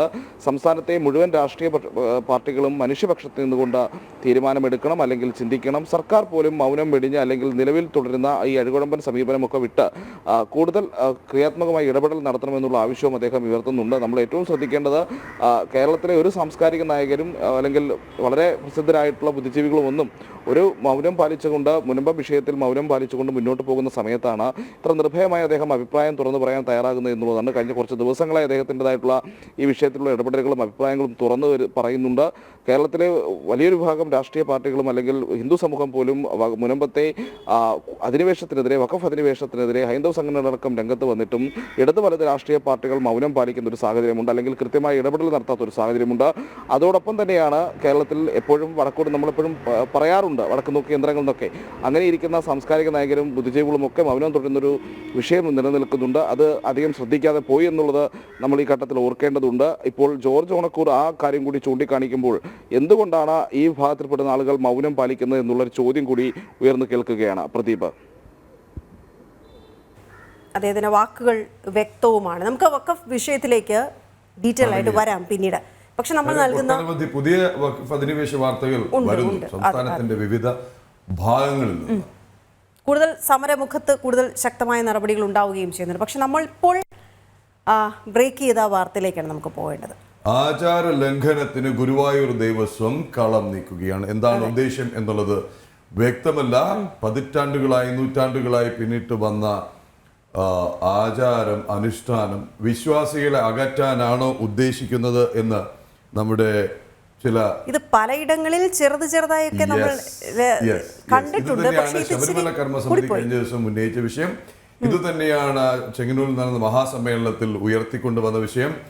പലയിടത്തായി പല ക്ഷേത്രങ്ങളിലായി പല വിശ്വാസ കേന്ദ്രങ്ങളിലായി ആചാരവും വിശ്വാസവും തകർക്കാനുള്ള ആസൂത്രിത നീക്കം നടത്തുന്നു എന്നുള്ള ശക്തമായ ഗുരുതരമായ ആരോപണമാണ് ഉന്നയിക്കുന്നത്. ഓരോ ഇടത്തു നിന്നും വരുന്നതും ഇതിന് ബലം കൂട്ടുന്ന കാര്യങ്ങളാണ് വരുന്നത്. ഗുരുവായൂർ ക്ഷേത്രത്തിലെ ഏകാദശി ഉദയാസ്തമന പൂജ ഉപേക്ഷിക്കാനുള്ള ദേവസ്വം ബോർഡ് തീരുമാനത്തിനെതിരെ തന്ത്രി കുടുംബ രംഗത്ത്. ദേവസ്വം തീരുമാനത്തെ ചോദ്യം ചെയ്തുകൊണ്ട് കുടുംബാംഗങ്ങൾ തന്നെ ഹൈക്കോടതിയിൽ ഹർജി നൽകിയിരിക്കുകയാണ്. ആചാര ലംഘനം അനുവദിക്കില്ലെന്ന് ഹിന്ദു ഐക്യവേദിയും പറഞ്ഞിരിക്കുന്നു. തീരുമാനം മാറ്റാൻ ദേവസ്വം തയ്യാറായില്ലെങ്കിൽ പ്രക്ഷോഭത്തിലേക്ക് നീങ്ങാൻ ഉറച്ച ഹിന്ദു സംഘടനകൾ. ആനന്ദ് പുതൂർ നമ്മോടൊപ്പമുണ്ട്. നമുക്ക് അതിനു മുമ്പ് ഇതേക്കുറിച്ചുള്ള ഒരു പ്രതികരണത്തിലേക്ക് പോകാം. ആനന്ദ്, പെട്ടെന്ന് എന്താണ് ഈ വാർത്തയുടെ ഒരു കാതൽ? എന്താണ് ഇവർ ഉദ്ദേശിക്കുന്നത്? ഈ ഏകാദശിയൊക്കെ അവർക്ക് സൗകര്യമുള്ള ദിവസം നടത്താമെന്നാണോ, അല്ലോ അത് വേണ്ടെന്ന് വെക്കുകയാണോ? എന്ത് ന്യായമാണ് പറയുന്നത് ആനന്ദ്? അതായത് ഗുരുവായൂർ ക്ഷേത്രത്തിലെ പ്രതിഷ്ഠാ ദിനത്തിലാണ് ഗുരുവായൂർ ഏകാദശി ആചരിക്കുന്നത്. നമുക്ക് എല്ലാവർക്കും അറിയാം, ലക്ഷക്കണക്കിന് ഭക്തരാണ് ആ ഗുരുവായൂർ ഏകാദശിക്ക് തൊഴാൻ വേണ്ടി ഗുരുവായൂർ ക്ഷേത്രത്തിലേക്ക് എത്തുന്നത്. അപ്പോൾ അന്നേ ദിവസം ഈ ഗുരുവായൂർ ഏകാദശി ദിവസം ക്ഷേത്രത്തിൽ ഉദയാസ്തമന പൂജ വർഷങ്ങളായി എന്ന് പറയുമ്പോൾ പതിറ്റാണ്ടുകളായി, ഒരുപക്ഷെ ഒരു നൂറ്റാണ്ടിലധികമായി നടന്നുകൊണ്ടിരിക്കുന്ന ഒരു പൂജാവിധിയാണ്. ശ്രീശങ്കരാചാര്യരാണ് ഈ ഒരു അനുഷ്ഠാവിധി, ഈ ഒരു പൂജാവിധി അവിടെ ഒരുക്കിയിട്ടുള്ളത്, ചിട്ടപ്പെടുത്തിയിട്ടുള്ളത്. അപ്പോൾ ഈ ഭക്തജന തിരക്ക് നിയന്ത്രിക്കാൻ, അല്ലെങ്കിൽ ഭക്തജനങ്ങൾ കൂടുതൽ ആ സമയത്ത് വരുന്നു എന്ന് പറഞ്ഞുകൊണ്ട് 5 തവണ ഉദയാസ്തമന പൂജയ്ക്ക് നടയടക്കേണ്ടി വരും എന്നുള്ള ഒരു കാരണം ചൂണ്ടിക്കാട്ടിക്കൊണ്ട് ഈ ഏകാദശി ദിനത്തിലെ, അതായത് വൃശ്ചിക മാസത്തിലെ ശുക്ലപക്ഷത്തിൽ വിധിച്ചിരിക്കുന്ന ഗുരുവായൂർ ക്ഷേത്രത്തിന്റെ പ്രതിഷ്ഠാ ദിനത്തിൽ നടത്തിയിരിക്കുന്ന ഉദയാസ്തമന പൂജ ഒഴിവാക്കാനുള്ള ഒരു തീരുമാനത്തിലേക്കാണ് ദേവസ്വം എത്തിയിരിക്കുന്നത്. അതിനു പകരം തുലാമാസത്തിൽ ഈ ഏകാദശി, അതായത് ഈ ഉദയാസ്തമന പൂജ നടക്കാൻ ദേവസ്വം തീരുമാനിച്ചിരിക്കുന്നു. നാളെയാണ്, നവംബർ 12-നാണ് അത്തരത്തിൽ ഈ വരാൻ പോകുന്ന പ്രതിഷ്ഠാ ദിനത്തുമായി ബന്ധപ്പെട്ട ഏകാദശിയിൽ നടക്കേണ്ട ഉദയാസ്തമന പൂജ നാളെ നടത്താൻ വേണ്ടി തീരുമാനിച്ചിരിക്കുന്നു. വളരെ ഞാൻ അവിടുത്തെ ക്ഷേത്രം ഭാരവാഹികളുമായി ചില ആളുകളെ ബന്ധപ്പെട്ടപ്പോൾ അവർ പറഞ്ഞത്, ശബരിമലയിൽ നടത്തിയിരുന്ന മകരവിളക്ക്, നമുക്കറിയാം മകരവിളക്ക്, ആ മകരവിളക്ക് മകരമാസത്തിന് പകരം മറ്റൊരു മാസത്തിൽ നടത്തിയാൽ എങ്ങനെയിരിക്കുമെന്നാണ് അവർ ചോദിച്ചത്. വളരെ എളുപ്പത്തിൽ പറയുകയാണെങ്കിൽ ഇത് തന്നെയാണ് ഒരുപക്ഷെ ഗുരുവായൂർ ക്ഷേത്രത്തിലും നടക്കാൻ വേണ്ടി പോകുന്നതെന്നാണ് നമുക്ക് മനസ്സിലാക്കാൻ വേണ്ടി സാധിക്കുന്നത്. ഇതിനെതിരെ തന്ത്രി കുടുംബം തന്നെ നേരിട്ട് രംഗത്തെത്തേണ്ട അവസ്ഥയിലേക്ക് എത്തി ദേവസ്വത്തിനെതിരെ എന്നാണ്. ഹൈക്കോടതിയിൽ ഇതുമായി ബന്ധപ്പെട്ടുകൊണ്ട് തന്ത്രി കുടുംബം, 9 പേരടങ്ങുന്ന തന്ത്രി കുടുംബം പരാതി ഒഴുക്കുകയും ഹൈക്കോടതി വിശദമായിട്ടുള്ള സത്യവാങ്മൂലം സമർപ്പിക്കാൻ വേണ്ടി ദേവസ്വത്തിന് കത്തയച്ചിട്ടുണ്ട്. അപ്പോൾ 2000 വർഷങ്ങൾക്ക് മുമ്പ് ശ്രീശങ്കരാചാര്യർ അനുഷ്ഠിച്ചു വരുന്ന, അല്ലെങ്കിൽ ശ്രീശങ്കരാചാര്യർ തീരുമാനിച്ച ചിട്ടകൾക്ക്, പൂജാവിധികളുടെ ലംഘനം, ആചാര ലംഘനമാണ് ഗുരുവായൂർ ക്ഷേത്രത്തിൽ നടക്കാൻ പോകുന്നത് എന്ന് തന്നെയാണ് ആരോപണം വരുന്നത്. മാത്രമല്ല ഇതിനെതിരെ ഹിന്ദു സംഘടനകൾ, ഹൈന്ദവ സംഘടനകൾ ശക്തമായിട്ടുള്ള പ്രതിഷേധവുമായി രംഗത്തെത്തിയിട്ടുണ്ട്. ഈ ഒരു തീരുമാനത്തിൽ നിന്ന് ദേവസ്വം പിന്മാറിയില്ലെങ്കിൽ പ്രക്ഷോഭ പരിപാടികളുമായി മുന്നോട്ട് പോകുമെന്ന് തന്നെയാണ് ഈ ഹൈന്ദവ സംഘടനകൾ അറിയിച്ചിട്ടുള്ളത്. മാത്രമല്ല മറ്റൊരു ഗുരുതരമായിട്ടുള്ള ആരോപണം, ഇത്തരത്തിലുള്ള മാറ്റങ്ങൾ സംഭവിക്കുമ്പോൾ ഈ ദേവപ്രശ്നം വെക്കേണ്ടതായിട്ടുണ്ട്. അപ്പോൾ മുഖമണ്ഡപത്തിൽ പ്രശസ്തരായ ആധികാരികമായിട്ടുള്ള വ്യക്തികളുടെ സാന്നിധ്യത്തിൽ തന്നെ മുഖമണ്ഡപത്തിൽ ഇത്തരത്തിലുള്ള കാര്യങ്ങളുമായി ബന്ധപ്പെട്ടുകൊണ്ട് ഈ ഒരു പ്രശ്നം വെക്കണമെന്നാണ് പൊതുവെ ഉള്ളതെങ്കിൽ കൂടി വളരെ രഹസ്യമായി ദേവസ്വം ഒറ്റരാശി പ്രശ്നം, ദേവസ്വത്തിന്റെ ഓഫീസിൽ ഒറ്റരാശി പ്രശ്നം വെച്ചുകൊണ്ടാണ് ഈ ഒരു പ്രശ്നത്തിന് പരിഹാരം, അല്ലെങ്കിൽ ഈ ഒരു മാറ്റാനുള്ള ഈ തീരുമാനത്തിലേക്ക് എത്തിയത് എന്നുള്ള ഗുരുതരമായിട്ടുള്ള ആരോപണങ്ങളും ഭക്തജനങ്ങൾ ഉന്നയിക്കുന്നുണ്ട്. എന്തായാലും ഈ ഒരു ആചാരം വർഷങ്ങളായി തുടർന്നുകൊണ്ടിരുന്ന, നൂറ്റാണ്ടുകളായി തുടർന്നു വന്നുകൊണ്ടിരുന്ന ഈ ഒരു ആചാരം ഒറ്റ തീരുമാനത്തിൽ മാറ്റാനുള്ള ഒരു നടപടിയിലേക്ക് ദേവസ്വം കടക്കുന്നു. ഇതാണ് അവിടെ സംഭവിക്കുന്നത്. കൃത്യമായ പ്രതികരണങ്ങളുണ്ട് ഈ വിഷയത്തിൽ. ആനന്ദ്, അത് നൽകിയ ശേഷം ആനന്ദിലേക്ക് തിരിച്ചു വരാം. തന്ത്രി കുടുംബാംഗം ചേന സതീശൻ നമ്പൂതിരിയുടെ പ്രതികരണവുമുണ്ട്. ഒപ്പം ഹിന്ദു ഐക്യവേദിയിൽ നിന്ന് പി സുധാകരന്റെ പ്രതികരണവുമുണ്ട്. നമുക്ക് കേൾക്കാം. ഏകാദശി പറഞ്ഞാൽ എത്രയോ ഒരു നൂറ്റാണ്ടുകളുടെ പാരമ്പര്യമുള്ള ഒരു പൂജയാണ്. അത് ഏകാദശി ദിവസം തന്നെ നടത്തുന്നതാണ്. അത് വേറെ ദിവസം നടത്തിയതുകൊണ്ട് അതിൻ്റെ ഒരു ഫലമൊന്നുമില്ല.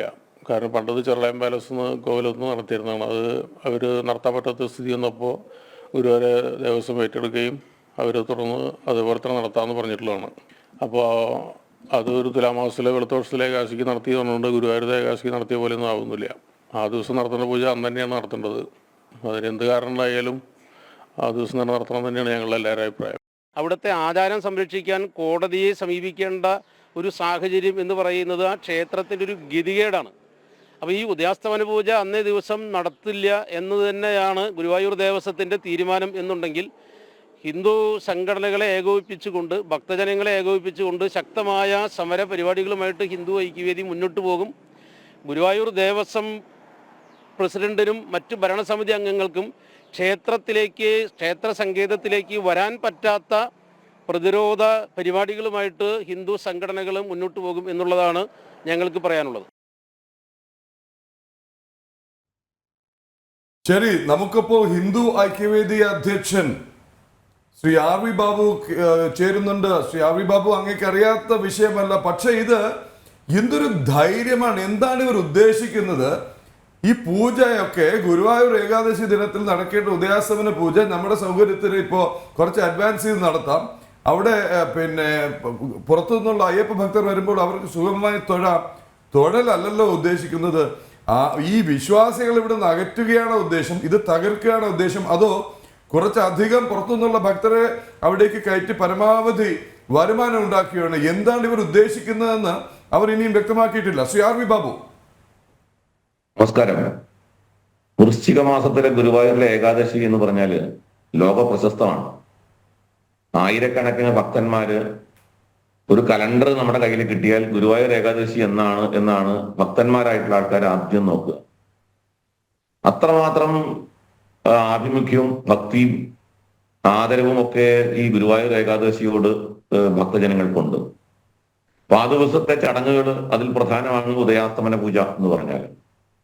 അപ്പോൾ അത് സൗകര്യം പോലെ മറ്റൊരു മാസത്തേക്ക് മാറ്റുക എന്ന് പറഞ്ഞാൽ ദേവസ്വം ബോർഡിന്റെ ഉദ്ദേശം എന്താണ്? ദേവസ്വം ബോർഡ് സ്ഥാപിക്കപ്പെട്ടത് ആ ക്ഷേത്രത്തിന്റെ സംരക്ഷണം, അതിന്റെ ആചാരങ്ങളുടെ പരിപാലനം, അതിന്റെ പരിപോഷണം, ഈ കാര്യങ്ങളാണ് ദേവസ്വം ബോർഡിൽ നിന്നും പ്രതീക്ഷിക്കുന്നത്. മറിച്ച് ദേവസ്വം ബോർഡ് എന്താ ചെയ്യുന്നത്? അന്നത്തെ ആ കാലങ്ങളായി നടന്നുകൊണ്ടിരിക്കുന്ന ആചാരം ഉദയാസ്തമന പൂജ അവരുടെ സൗകര്യത്തിനനുസരിച്ച് മറ്റൊരു മാസത്തേക്ക് നീട്ടിവെക്കുക എന്ന് പറഞ്ഞാൽ അത് ആ ക്ഷേത്രത്തിന്റെ ആചാരങ്ങളോടും വിശ്വാസങ്ങളോടും ചെയ്യുന്ന കടുത്ത അനീതിയാണ്. ക്ഷേത്ര വിശ്വാസികളോട് കാണിക്കുന്ന അനീതിയാണ്. ഇപ്പൊ ദേവസ്വം ബോർഡിന്റെ ഈ തീരുമാനം ക്ഷേത്ര ആചാരങ്ങളുടെ ലംഘനമാണ്, വിശ്വാസങ്ങളുടെ ലംഘനമാണ്. ഇത് യഥാർത്ഥത്തിൽ ഈ ഗുരുവായൂർ ദേവസ്വത്തിന്റെ ഈ വിഷയത്തെ നമ്മൾ ചർച്ച ചെയ്യുമ്പോൾ തന്ത്രി കുടുംബാംഗങ്ങൾ ഒന്നടങ്കം തന്നെ ഇതിനെതിരെ രംഗത്ത് വന്നിരിക്കുന്നു. തന്ത്രിയുടെ നിലപാട് ഈ വിഷയത്തിൽ സംശയാസ്പദമാണ്. തന്ത്രി ഈ വിഷയത്തിൽ അനുകൂലമായ നിലപാട് സ്വീകരിച്ചു, ദേവസ്വം ബോർഡിന് അനുകൂലമായ നിലപാട് സ്വീകരിച്ചു എന്നാണ് മനസ്സിലാവുന്നത്.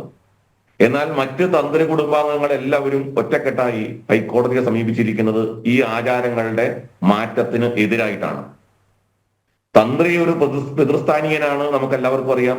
അതുകൊണ്ട് തന്നെ തന്ത്രിയുടെ വാക്കുകൾക്ക് വലിയ വിലയാണ് ഭക്തജന സമൂഹം കൽപ്പിക്കുന്നത്.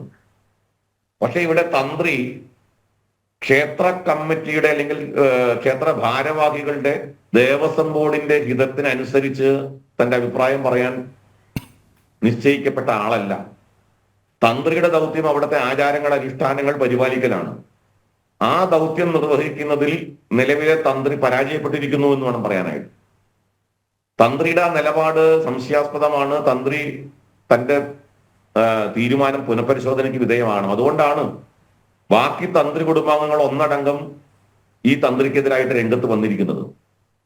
അങ്ങേയറ്റം ഞങ്ങളൊക്കെ തന്ത്രിയെ ബഹുമാനിക്കുന്ന ആളുകളാണ്. കാരണം തന്ത്രി നേരത്തെ സൂചിപ്പിച്ച പോലെ ഒരു ക്ഷേത്രത്തെ സംബന്ധിച്ചിടത്തോളം, ഭക്തജനങ്ങളെ സംബന്ധിച്ചിടത്തോളം തന്ത്രി വളരെ ആരാധ്യനായ ഒരു വ്യക്തിയാണ്, പിതൃസ്ഥാനീയനായ വ്യക്തിയാണ്. പക്ഷെ തന്ത്രി പ്രവർത്തിക്കേണ്ടത് അവിടുത്തെ ആചാരങ്ങളെ സംരക്ഷിക്കാനും അത് പരിപാലിക്കാനും ഒക്കെയാണ്. മറിച്ച് ദേവസ്വം ബോർഡിന്റെ ആജ്ഞാനുവർത്തിയായിട്ടല്ല തന്ത്രി പ്രവർത്തിക്കേണ്ടത്. ഇവിടെ തന്ത്രി ആ നിലയ്ക്ക് പ്രവർത്തിച്ചു എന്നുള്ള ആക്ഷേപം ഭക്തജനങ്ങൾക്കുണ്ട്, വിശ്വാസികൾക്കുണ്ട്. അപ്പോ ആ കാര്യത്തിൽ തന്ത്രി തന്നെ ഒരു മാറ്റം വരുത്തണം, തിരുത്തൽ വരുത്തിക്കൊണ്ട് ഭക്തജനങ്ങളുടെ ആശങ്കയ്ക്ക് പരിഹാരം ഉണ്ടാവണം. എന്തുകൊണ്ടാണ് ഈ ഉദയാസ്തമന പൂജ മറ്റൊരു ദിവസത്തേക്ക് മാറ്റിയത് എന്നുള്ള ചോദ്യത്തിന് ആകെയുള്ള ഉത്തരം തിരക്ക് കാരണം കൊണ്ടാണ് എന്നാണ്. ക്ഷേത്രത്തിലെ ആചാരങ്ങൾ തിരക്ക് കൊണ്ട് മാറ്റിവെക്കാവുന്നതാണോ? തിരക്കിന് പരിഹാരം കാണേണ്ടത് മറ്റു മാർഗത്തിലാണ്. അവിടെ തിരക്ക് പരിഹരിക്കാൻ തക്ക രീതിയിലുള്ള ഓൺലൈൻ ബുക്കിംഗ് അത് നിർത്തലാക്കാൻ തീരുമാനിച്ചത് ദേവസ്വം ബോർഡാണ്. ഓൺലൈൻ ബുക്കിംഗ് നിർത്തലാക്കിക്കൊണ്ട് അവിടെ ക്ഷേത്രത്തിൽ വരുന്ന ആളുകൾക്ക് 1000 രൂപ ഫീസ് ഏർപ്പെടുത്തിക്കൊണ്ട് സ്പെഷ്യൽ ദർശനം എന്ന നിലയ്ക്ക് ക്ഷേത്രത്തിന് വരുമാനം ഉണ്ടാക്കാൻ വേണ്ടി പ്രത്യേക സംവിധാനം ഉണ്ടാക്കി. ഓൺലൈൻ ബുക്കിങ്ങിലൂടെ ഭക്തജനങ്ങൾക്ക് ക്യൂവിൽ നിൽക്കാതെ സൗകര്യപ്രദമായി തൊഴാനുള്ള സാഹചര്യം ഉണ്ടായിരുന്നതിനെ ഒഴിവാക്കിക്കൊണ്ടാണ് ദേവസ്വം ബോർഡ് ആ നിലപാടെടുത്തത്. അതിനെതിരെ ശക്തമായ പ്രതിഷേധം ഉണ്ടായി. ഇതെല്ലാം ആരുടെ താല്പര്യത്തിനനുസരിച്ചിട്ടാണ്, ഏത് നിലപാടാണ് ഇവരെടുക്കുന്നത്, എന്ത് നിലപാടാണ് എടുക്കുന്നത് എന്നുള്ളത് സംശയാസ്പദമാണ്. ക്ഷേത്രങ്ങളെ സംബന്ധിച്ചിടത്തോളം ഇത്തരം തീരുമാനങ്ങളൊക്കെ ക്ഷേത്ര വിശ്വാസികളല്ലാത്ത ഭരണകൂടം ഉണ്ടാകുമ്പോൾ സംഭവിക്കുന്നതാണ്. ദേവസ്വം ബോർഡ് രാഷ്ട്രീയ ലക്ഷ്യത്തിന് വേണ്ടിയുള്ള സ്ഥാപനമല്ല, രാഷ്ട്രീയ താല്പര്യങ്ങൾ നടപ്പാക്കാനുള്ള സ്ഥാപനമല്ല. വിശ്വാസികളുടെ വിശ്വാസവും ക്ഷേത്രത്തിന്റെ താല്പര്യങ്ങളും ക്ഷേത്രത്തിന്റെ വിശ്വാസവും ആചാരങ്ങളും ഒക്കെ പരിപാലിച്ചുകൊണ്ട് ഹൈന്ദവ സമൂഹത്തിന്റെ ഉന്നമനത്തിന് വേണ്ടി പ്രവർത്തിക്കേണ്ട ഒരു സ്ഥാപനമാണ് ദേവസ്വം ബോർഡ്. അതിന് വിരുദ്ധമായ നിലപാട് ഇവിടെ സ്വീകരിച്ചത് അങ്ങേയറ്റം അപലപനീയവുമാണ്, പ്രതിഷേധാർഹമാണ്, ശക്തമായ പ്രതിഷേധത്തിന് വഴിവെക്കുന്നത് തന്നെയാണ്. ശ്രീ പ്രദീപ് ജി. ആർ വി ബാബു, 2 കാര്യങ്ങൾ. ഒന്ന്, നമ്മുടെ പ്രേക്ഷകർ അതിശക്തമായി പ്രതികരിക്കുന്നുണ്ട്. ഒന്ന്, മുരളീധരൻ പി, ഗുരുവായൂർ ക്ഷേത്രത്തിലെ ആചാര നടപടികൾ അവിശ്വാസികളായ ഭരണസമിതിയിൽ നിന്ന് മാറ്റാനുള്ള തീരുമാനത്തിനെതിരെ, ഭരണസമിതി മാറ്റുന്ന തീരുമാനത്തിനെതിരെ എല്ലാ ഹൈന്ദവരും ഒന്നിക്കണം, പ്രതിഷേധിക്കണം. 2, പ്രീതി ജയൻ, ദേവസ്വം ബോർഡ് പിരിച്ചുവിടും വരെ ഭക്തജനങ്ങൾ സമരം തുടങ്ങുക. അപ്പോൾ ആചാര ലംഘനത്തിനെതിരെ ഹൈന്ദവർ ഒന്നിക്കേണ്ട സമയം ആയി എന്ന് വിശ്വാസികൾ ശക്തമായി പ്രതിഷേധിക്കണമെന്ന് നന്ദനാർ പറയുന്നു. ആർ വി ബാബു, ഇതിലെ ഏറ്റവും കാതലായ വിഷയമാണ് അങ്ങ് ചൂണ്ടിക്കാട്ടിയത്. കാര്യം ഇത് ഹൈക്കോടതിയിൽ കേസുണ്ടെങ്കിലും വളരെ സൂക്ഷിച്ച് കൈകാര്യം ചെയ്തില്ല എന്നുണ്ടെങ്കിൽ, കാര്യം അവിടെ ആക്ടിൽ പറയുന്നത് തന്ത്രിക്കാണ് സമ്പൂർണ്ണ അവകാശം എന്നുള്ളത്. അവിടെയാണ് താങ്കൾ വളരെ കൃത്യമായ ഒരു പോയിന്റ് ഉന്നയിക്കുന്നത്. തീർച്ചയായിട്ടും തന്ത്രിക്ക് പിതൃസ്ഥാനമുണ്ട്, തന്ത്രി പറയുന്ന വാക്കുകൾ അനുസരിക്കണം. പക്ഷെ തന്ത്രി പ്രവർത്തിക്കുന്നത് ദൈവഹിതമനുസരിച്ചാണോ എന്നുള്ള ചോദ്യമാണ് അവിടെ ഉയർന്നത്. ദൈവഹിതം പറയുക എന്നുള്ളതാണ് ഈ ദൈവപ്രശ്നം നടത്തി പറയേണ്ട സംഗതി. അതിൽ പോലും ആചാരലംഘനം നടന്നു എന്ന മട്ടിലാണ് തന്ത്രി കുടുംബാംഗങ്ങൾ തന്നെ ആക്ഷേപിക്കുന്നത്. അദ്ദേഹത്തിന് സമ്മർദ്ദത്തിൽ ആഴ്ത്താൻ നമ്മൾ ശബരിമലയിൽ തന്നെ കണ്ടു. സഹി കെട്ട് ഒരു വിവാദത്തിലും ഇടപെടാതെ മാറി നിന്ന തന്ത്രി ഒടുവിൽ സഹി കെട്ടിട്ടൊരു നിലപാട് പറഞ്ഞു, അന്ന് മാറി അവിടെ. അതുപോലെ ഇവിടെ തന്ത്രിയോടും ചോദിക്കേണ്ടതുണ്ട്, തന്ത്രി എന്തിന് അല്ല, നല്ല രസമാണല്ലോ. അപ്പൊ മകരവിളക്ക് ഭയങ്കര തിരക്കാണ്, ഭക്തജനങ്ങളെ ഉൾക്കൊള്ളാൻ കഴിയുന്നില്ല ശബരിമലയ്ക്കും പമ്പയ്ക്കും ഒന്നും. അപ്പൊ പിന്നെ നമുക്ക് മറ്റൊരു സൗകര്യപ്രദമായ മാസത്തിലേക്ക് മകരവിളക്ക് മാറ്റിവെക്കുന്ന അവസ്ഥയിലേക്ക് കൊണ്ടെത്തിക്കുമോ? എന്താണ് ഇവർ ഉദ്ദേശിക്കുന്നത്? ഭക്തജന തിരക്ക് കാരണം ഗുരുവായൂർ ഏകാദശി ദിനത്തിലെ ഏറ്റവും സുപ്രധാനമായ ഉദയാസ്തമന പൂജ മാറ്റിവെച്ചിരിക്കുന്നു എന്ന മറ്റൊരു ദിവസത്തിലേക്ക്. 2, അപ്പോൾ ഈ ഒരു ചോദ്യമാണ് വരുന്നത്, എങ്ങനെ തന്ത്രി ഇതിന് വഴങ്ങി എന്നുള്ളത് ചോദിക്കണം. തീർച്ചയായിട്ടും തന്ത്രിയെ ബഹുമാനിക്കണം. തന്ത്രി തന്നെയാണ് ആചാര്യസ്ഥാനത്ത്, എല്ലാത്തിനും മീതെയാണ് തന്ത്രി. പക്ഷേ തന്ത്രിയുടെ ദൗത്യം ആചാര സംരക്ഷണം തന്നെയല്ലേ? എന്തു സമ്മർദ്ദം വന്നാലും, എന്തു ഭരണ നേതൃത്വത്തിലുള്ള എന്തു തരത്തിലുള്ള സമ്മർദ്ദം ഉണ്ടായാലും. Shri R V Babu. ഒക്കെ അഭിപ്രായം തന്ത്രവിദ്യാപീഠത്തിന്റെ ആചാര്യനായിട്ടുള്ള ശ്രീ മുല്ലപ്പള്ളി കൃഷ്ണ നമ്പൂതിരി, അദ്ദേഹത്തിന്റെ ഒക്കെ അഭിപ്രായം ഇതിനകം തന്നെ പുറത്തു വന്നു കഴിഞ്ഞു. നിരവധി തന്ത്രിമാര് ഈ തീരുമാനത്തെ ചോദ്യം ചെയ്തുകൊണ്ട് രംഗത്തുണ്ട്. ക്ഷേത്ര സംരക്ഷണ സമിതിയെ പോലെ ഈ വിഷയത്തിൽ അഗാധമായിട്ടുള്ള പ്രവർത്തനം നടത്തുന്ന പാണ്ഡിത്യമുള്ള ആളുകൾ, അതിന്റെ നേതൃസ്ഥാനത്ത് ഇരിക്കുന്നവർ, അവർ വളരെ വ്യക്തമായിട്ട് ഇത് തെറ്റായ നിലപാടാണ് എന്ന് പറഞ്ഞു കഴിഞ്ഞു. ഗുരുവായൂർ തന്ത്രി ചോദ്യം ചെയ്യപ്പെടാത്ത ആളൊന്നുമല്ല, ചോദ്യം ചെയ്യപ്പെടാൻ പറ്റാത്ത ഒരാളൊന്നുമല്ല. അദ്ദേഹത്തിന്റെ തീരുമാനം തെറ്റാണെങ്കിൽ അത് ചോദ്യം ചെയ്തു തന്നെ മുന്നോട്ട് പോകും. ഹിന്ദു സമൂഹം അതിനൊക്കെ പ്രാപ്തമാണ്. ശബരിമലയിലെ ഈ വിഷയത്തിനൊക്കെ പ്രധാനപ്പെട്ട കാരണം ഉണ്ടായ ഒരു കേസ്, ആ കേസ് ഉണ്ടാകാൻ കാരണം എന്താണ്? തിരുവല്ലയിൽ നിന്നുള്ള ഒരു വ്യക്തി ഒരു പരാതിയുമായിട്ട് ഹൈക്കോടതിയെ സമീപിക്കാൻ കാരണം ഈ പറയുന്ന ആളുകൾ, ഈ പറയുന്ന സ്ഥാനത്തിരിക്കുന്ന ആളുകളുടെ അനുമതിയോടെ അവിടെ സ്ത്രീകൾ പ്രവേശിച്ച് ഒരു കുട്ടിയുടെ ചോറൂണ് നടത്തിയ ചിത്രങ്ങൾ സഹിതം അന്നത്തെ ജസ്റ്റിസ് ആയിട്ടുള്ള ജസ്റ്റിസ് പരിപൂർണന്റെ ബെഞ്ചിലേക്ക് ആ കേസ് എത്തിയപ്പോഴാണ് ശബരിമല വിഷയവുമായി ബന്ധപ്പെട്ട മുഴുവൻ പ്രശ്നങ്ങളുടെയും ഉത്തരവാദി എന്ന് വെച്ചാൽ ചില തന്ത്രിമാർ അവര് ക്ഷേത്രങ്ങളുടെ താല്പര്യം, ആചാരങ്ങളുടെ താല്പര്യത്തിന് അപ്പുറത്തേക്ക് ചില രാഷ്ട്രീയ നേതാക്കന്മാരുടെ ഭരണകൂടത്തിന്റെ താല്പര്യത്തിനനുസരിച്ച് നിലപാടെടുക്കുന്നത് ആ ക്ഷേത്രങ്ങളുടെ വിശ്വാസത്തിനും വിശ്വാസികളുടെ ആ ദൃഢതയ്ക്കും അല്ലെങ്കിൽ ക്ഷേത്രത്തോടുള്ള അവരുടെ ഭക്തിക്കും ഭംഗമുണ്ടാക്കുന്ന തരത്തിലാണ്. അത് അംഗീകരിക്കാനോ അനുവദിക്കാനോ സാധ്യമല്ല. തെറ്റാണെങ്കിൽ തെറ്റാണ് എന്ന് ചൂണ്ടിക്കാണിക്കാൻ ആർജവമുള്ള ഹൈന്ദവ സമൂഹം ഇന്നിവിടെയുണ്ട്. അതുകൊണ്ട് എന്തും അങ്ങനെ അംഗീകരിച്ചു കൊടുക്കാം എന്ന് ആരെങ്കിലും ധരിക്കുന്നുണ്ടെങ്കിൽ അത് അംഗീകരിക്കാൻ സാധ്യമല്ല. തന്ത്രി ഈ വിഷയത്തിൽ നിലപാട് തിരുത്തിയില്ലെങ്കിൽ വലിയ തോതിലുള്ള ഭക്തജന പ്രതിഷേധം തന്ത്രി നേരിടേണ്ടി വരും. അതിൽ യാതൊരു സംശയമൊന്നുമില്ല. തന്ത്രിയുടെ അടിമകളൊന്നുമല്ല ഭക്തജനങ്ങൾ. തന്ത്രിക്ക് ആ ഒരു ആദരവും ബഹുമാനവും ലഭിക്കാൻ തക്ക രീതിയിൽ ഉയർന്ന് തന്ത്രി ചിന്തിച്ചില്ല എങ്കിൽ, പെരുമാറിയില്ല എങ്കിൽ തന്ത്രിക്കെതിരായിട്ടുള്ള ഭക്തജനരോഷം ഉയരുക തന്നെ ചെയ്യും. അതിൽ യാതൊരു സംശയവും വേണ്ട. അപ്പൊ അതുകൊണ്ട് ക്ഷേത്രങ്ങളുടെ സംരക്ഷണത്തിനും ക്ഷേത്രങ്ങളുടെ വിശ്വാസ പരിപാലനത്തിനും ശ്രമിക്കേണ്ട തന്ത്രി ചില രാഷ്ട്രീയ നേതാക്കന്മാരുടെയും അതിന് നേതൃത്വം കൊടുക്കുന്ന അവരുടെ ഭരണകൂടത്തിന്റെയും താല്പര്യത്തിനനുസരിച്ച് തുള്ളാനാണ് ഭാവമെങ്കിൽ അത് അനുവദിച്ചു കൊടുക്കാൻ ഏതായാലും ഹൈന്ദവ സമൂഹം തയ്യാറല്ല എന്ന് ഈ അവസരത്തിൽ ഞാൻ ഇതുപോലുള്ള ആളുകളെ ഓർമ്മിപ്പിക്കാൻ ആഗ്രഹിക്കുകയാണ്. ശ്രീ ആർ വി ബാബു, ഇതിപ്പോൾ ഇത്തരം ഇടപെടലുകൾ പലയിടങ്ങളിൽ നടക്കുമ്പോൾ ആദ്യം ഉയർന്ന ചോദ്യം ഈ സാമ്പത്തിക നേട്ടത്തിന് വേണ്ടി, അതായത് ഇതിനേക്കൊരു ബിസിനസ് ആക്കുകയാണോ എന്ന ചോദ്യമാണ് ആദ്യം ഉയരാൻ സാധ്യത. അതൊരു ചോദ്യം തന്നെയാണ്. പക്ഷേ ആ ചോദ്യത്തിൻ്റെ മറവിൽ ഇതിനെ രാഷ്ട്രീയമായി ഉപയോഗിക്കാനോ അല്ലെങ്കിൽ ഈ ഹൈന്ദവ വിശ്വാസങ്ങളിൽ കടന്നു കയറാനോ എടുക്കുന്ന തീരുമാനങ്ങളെ ആരും ചർച്ച ചെയ്യപ്പെടാതെ പോകും എന്നുകൂടി അവർ കരുതുന്നുണ്ടോ? ഇത് രണ്ടും ചർച്ചയാക്കപ്പെടേണ്ട വിഷയമല്ലേ? അല്ല, ഇത്തരം ആചാരങ്ങളുടെ കാര്യത്തിലുള്ള സംശയങ്ങളും അല്ലെങ്കിൽ പ്രശ്നങ്ങളും ഒക്കെ കുറെ കാലമായിട്ടുണ്ട്. ദേവസ്വം ബോർഡിന്റെ കൊമേഴ്സ്യൽ താല്പര്യത്തിന്, വ്യാപാര താല്പര്യത്തിന് വേണ്ടി ചില ആളുകൾ, ചില തന്ത്രി സ്ഥാനത്തിരിക്കുന്നവർ കണ്ണടയ്ക്കുന്നു. പല ക്ഷേത്രങ്ങളിലും അനാവശ്യമായ വഴിപാടുകൾ, ആ ക്ഷേത്രത്തിന്റെ ചരിത്രത്തിനോ ഐതിഹ്യത്തിനോ ആചാരങ്ങൾക്കോ പടിത്തരത്തിലോ ഇല്ലാത്ത പല ആചാരങ്ങളും ചില വഴിപാടുകളും നമ്മുടെ ദേവസ്വം ബോർഡിന്റെ ബോർഡുകളിൽ, വഴിപാട് ബോർഡുകളിൽ ഇപ്പോൾ പ്രത്യക്ഷപ്പെടുന്നതായിട്ട് കാണാം. ഈ ദേവസ്വം ബോർഡിന് വരുമാനം ഉണ്ടാക്കാൻ വേണ്ടി എന്ത് തരത്തിലും ഭക്തജനങ്ങളെ ചൂഷണം ചെയ്യുന്ന സമീപനം, ആ സമീപനത്തിന് കൂട്ടുനിൽക്കുകയാണ് ചില തന്ത്രിമാര്. അപ്പോ എനിക്ക് അത് വ്യക്തിപരമായി ബോധ്യം വന്നിട്ടുള്ള സംഭവമാണ്. ഞാനിവിടെ തിരുവിതാംകൂർ ദേവസ്വം ബോർഡിന്റെ വളരെ പ്രമുഖമായ ഒരു ക്ഷേത്രമാണ് മൂകാംബി ക്ഷേത്രം, പറവൂർ മൂകാംബി ക്ഷേത്രം. അതിന് തൊട്ടടുത്ത് താമസിക്കുന്നയാളാണ്. അത്തരം ചില വഴിപാടുകൾ പ്രത്യക്ഷപ്പെടുന്നതായിട്ടും ഒക്കെ നമ്മൾ എന്റെ കണ്ണിൽ കാണുന്ന കാര്യമാണ്, എനിക്ക് ബോധ്യം വന്ന കാര്യമാണ്.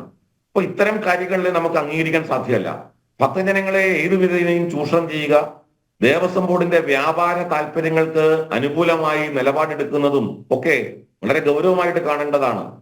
ഗുരുവായൂരായാലും ശബരിമലയിലായാലും തന്ത്രി സ്ഥാനത്തിരിക്കുന്നവർ അക്കാര്യം ശ്രദ്ധിച്ചില്ലെങ്കിൽ അത് വലിയ തോതിൽ ഭക്തജനങ്ങളുടെ പ്രതിഷേധത്തിനും അവരുടെ വിശ്വാസ രാഹിത്യത്തിനും കാരണമാകുന്നു.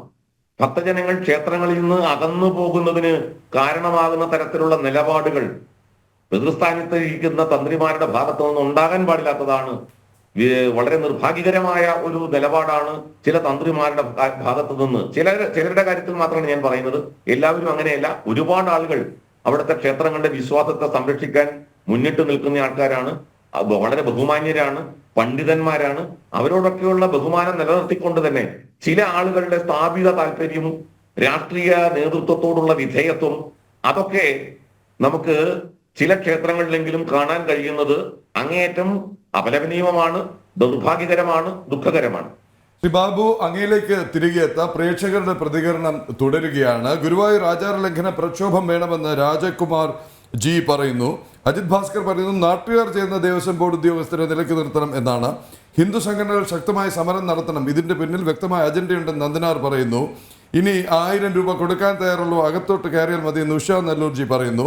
അതുപോലെ തന്നെ ജയ് ശ്രീറാം എന്നുള്ള ഹാൻഡിൽ നിന്ന് വന്നിരിക്കുകയാണ്. ഹിന്ദുവിനെതിരെയുള്ള ഹിന്ദു ആചാരങ്ങളോടുള്ള അവഹേളനം ഹിന്ദു സംഘടനകൾ ശക്തമായി രംഗത്ത് വരണം എന്ന് പറയുന്നു. എന്തായാലും അജിൻലാൽ PK പറയുന്നു, ഒരു ദിവസം ക്ഷേത്രത്തിലെ എല്ലാ ജീവനക്കാരും അവിടെ വരുന്ന ഭക്തരും ചിലതൊക്കെ ചെയ്താൽ തീരാവുന്ന പ്രശ്നങ്ങളേ ഉള്ളൂ എന്ന് അദ്ദേഹം പറയുന്നു. എന്തായാലും വളരെ ശക്തമായ പ്രതികരണമാണ് വന്നുകൊണ്ടിരിക്കുന്നത്. വേണുഗോപാൽ രാജൻ നായർ, നിരീശ്വരവാദികൾ ക്ഷേത്രഭരണം കൈയാളിയാൽ ഇതല്ല ഇതിന്റെ അപ്പുറം നമുക്ക് കാണാൻ താമസിയാതെ.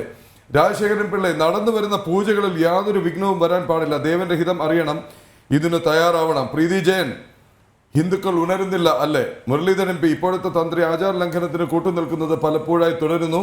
എന്തായാലും നമുക്ക് അതിലേക്കൊക്കെ വരാം. അജിത് ഭാസ്കർ, അതെ, ഭക്തർ ദേവസ്വത്തിന്റെ നിയമത്തെ മറികടന്നവരെ പുറത്താക്കുക. നമുക്ക് ഈ പ്രതികരണങ്ങളിലേക്ക് വരാം. ശ്രീ ബാബു നമ്മോടൊപ്പം തുടരുന്നുണ്ട്. തീർച്ചയായിട്ടും ഹൈന്ദവ സംഘടനകൾ നിലപാട് വ്യക്തമാക്കി കഴിഞ്ഞു ഇക്കാര്യത്തിൽ.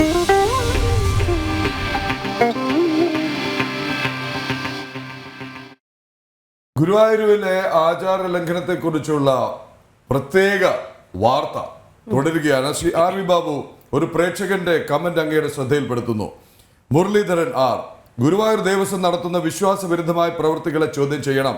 ക്ഷേത്രാചാരങ്ങൾ തീരുമാനിക്കുന്നത് AKG സെന്റർ ആകരുത്. ലോക ഹിന്ദുക്കൾ ശക്തമായി പ്രതികരിക്കണം. നമ്മൾ ഇതിനു മുമ്പ് ചർച്ച ചെയ്താണ് ശ്രീ ബാബു, ആരാണ് ക്ഷേത്രം ഭരിക്കേണ്ടത്? ഒന്നാമത് ഭരണമല്ല, ക്ഷേത്രകാര്യങ്ങൾ നോക്കി നടത്തേണ്ടത് ആര്? അത് അതാത് കാലത്ത് അധികാരത്തിൽ വരുന്ന കക്ഷി അവർക്ക് ഏറ്റവും പ്രിയപ്പെട്ടവരെ നിയമിക്കേണ്ട സ്ഥലമാണോ? അതല്ലെങ്കിൽ വനവാസത്തിന് പോയവർക്ക് വീണ്ടും അവിടെ ഒരു ഇടം കൊടുക്കേണ്ട ഇടമാണോ? അല്ലെങ്കിൽ കൂറുമാറി വരുന്നവർക്ക് അഭയം നൽകേണ്ട ഇടമാണോ?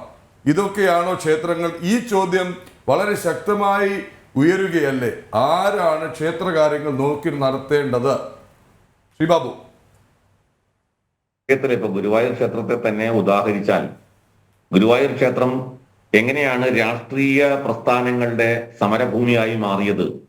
ക്ഷേത്രത്തിനകത്ത് ജീവനക്കാർ തമ്മിൽ ഏറ്റുമുട്ടുന്ന സാഹചര്യം ഉണ്ടായി. ക്ഷേത്രത്തിനകത്ത് ചോര വീഴ്ത്തിയ സംഭവം ഉണ്ടായി. രാഷ്ട്രീയമായ കിടമത്സരത്തിന്റെ ഭാഗമായിട്ട് ജീവനക്കാരുടെ സംഘടനകൾ തമ്മിലുള്ള ഏറ്റുമുട്ടലുണ്ടായി. ഇതെല്ലാം ഗുരുവായൂർ ദേവസ്വത്തിനകത്ത് നടന്ന കാര്യങ്ങളാണ്. രാഷ്ട്രീയമാണ് ഇതിന്റെ പിന്നിലുള്ളത്. ഗുരുവായൂർ ക്ഷേത്രത്തിന്റെ വിഷയം തന്നെ എടുത്തു കഴിഞ്ഞാൽ തങ്ങളുടെ രാഷ്ട്രീയ ലക്ഷ്യത്തിന് വേണ്ടി ഗുരുവായൂർ ദേവസ്വത്തിന്റെ സ്വത്തുവകകൾ എങ്ങനെ അന്യാധീനപ്പെടുത്താൻ ശ്രമിച്ചു എന്നുള്ള ഒരു ഉദാഹരണം നമ്മുടെ മുമ്പിലുണ്ട്.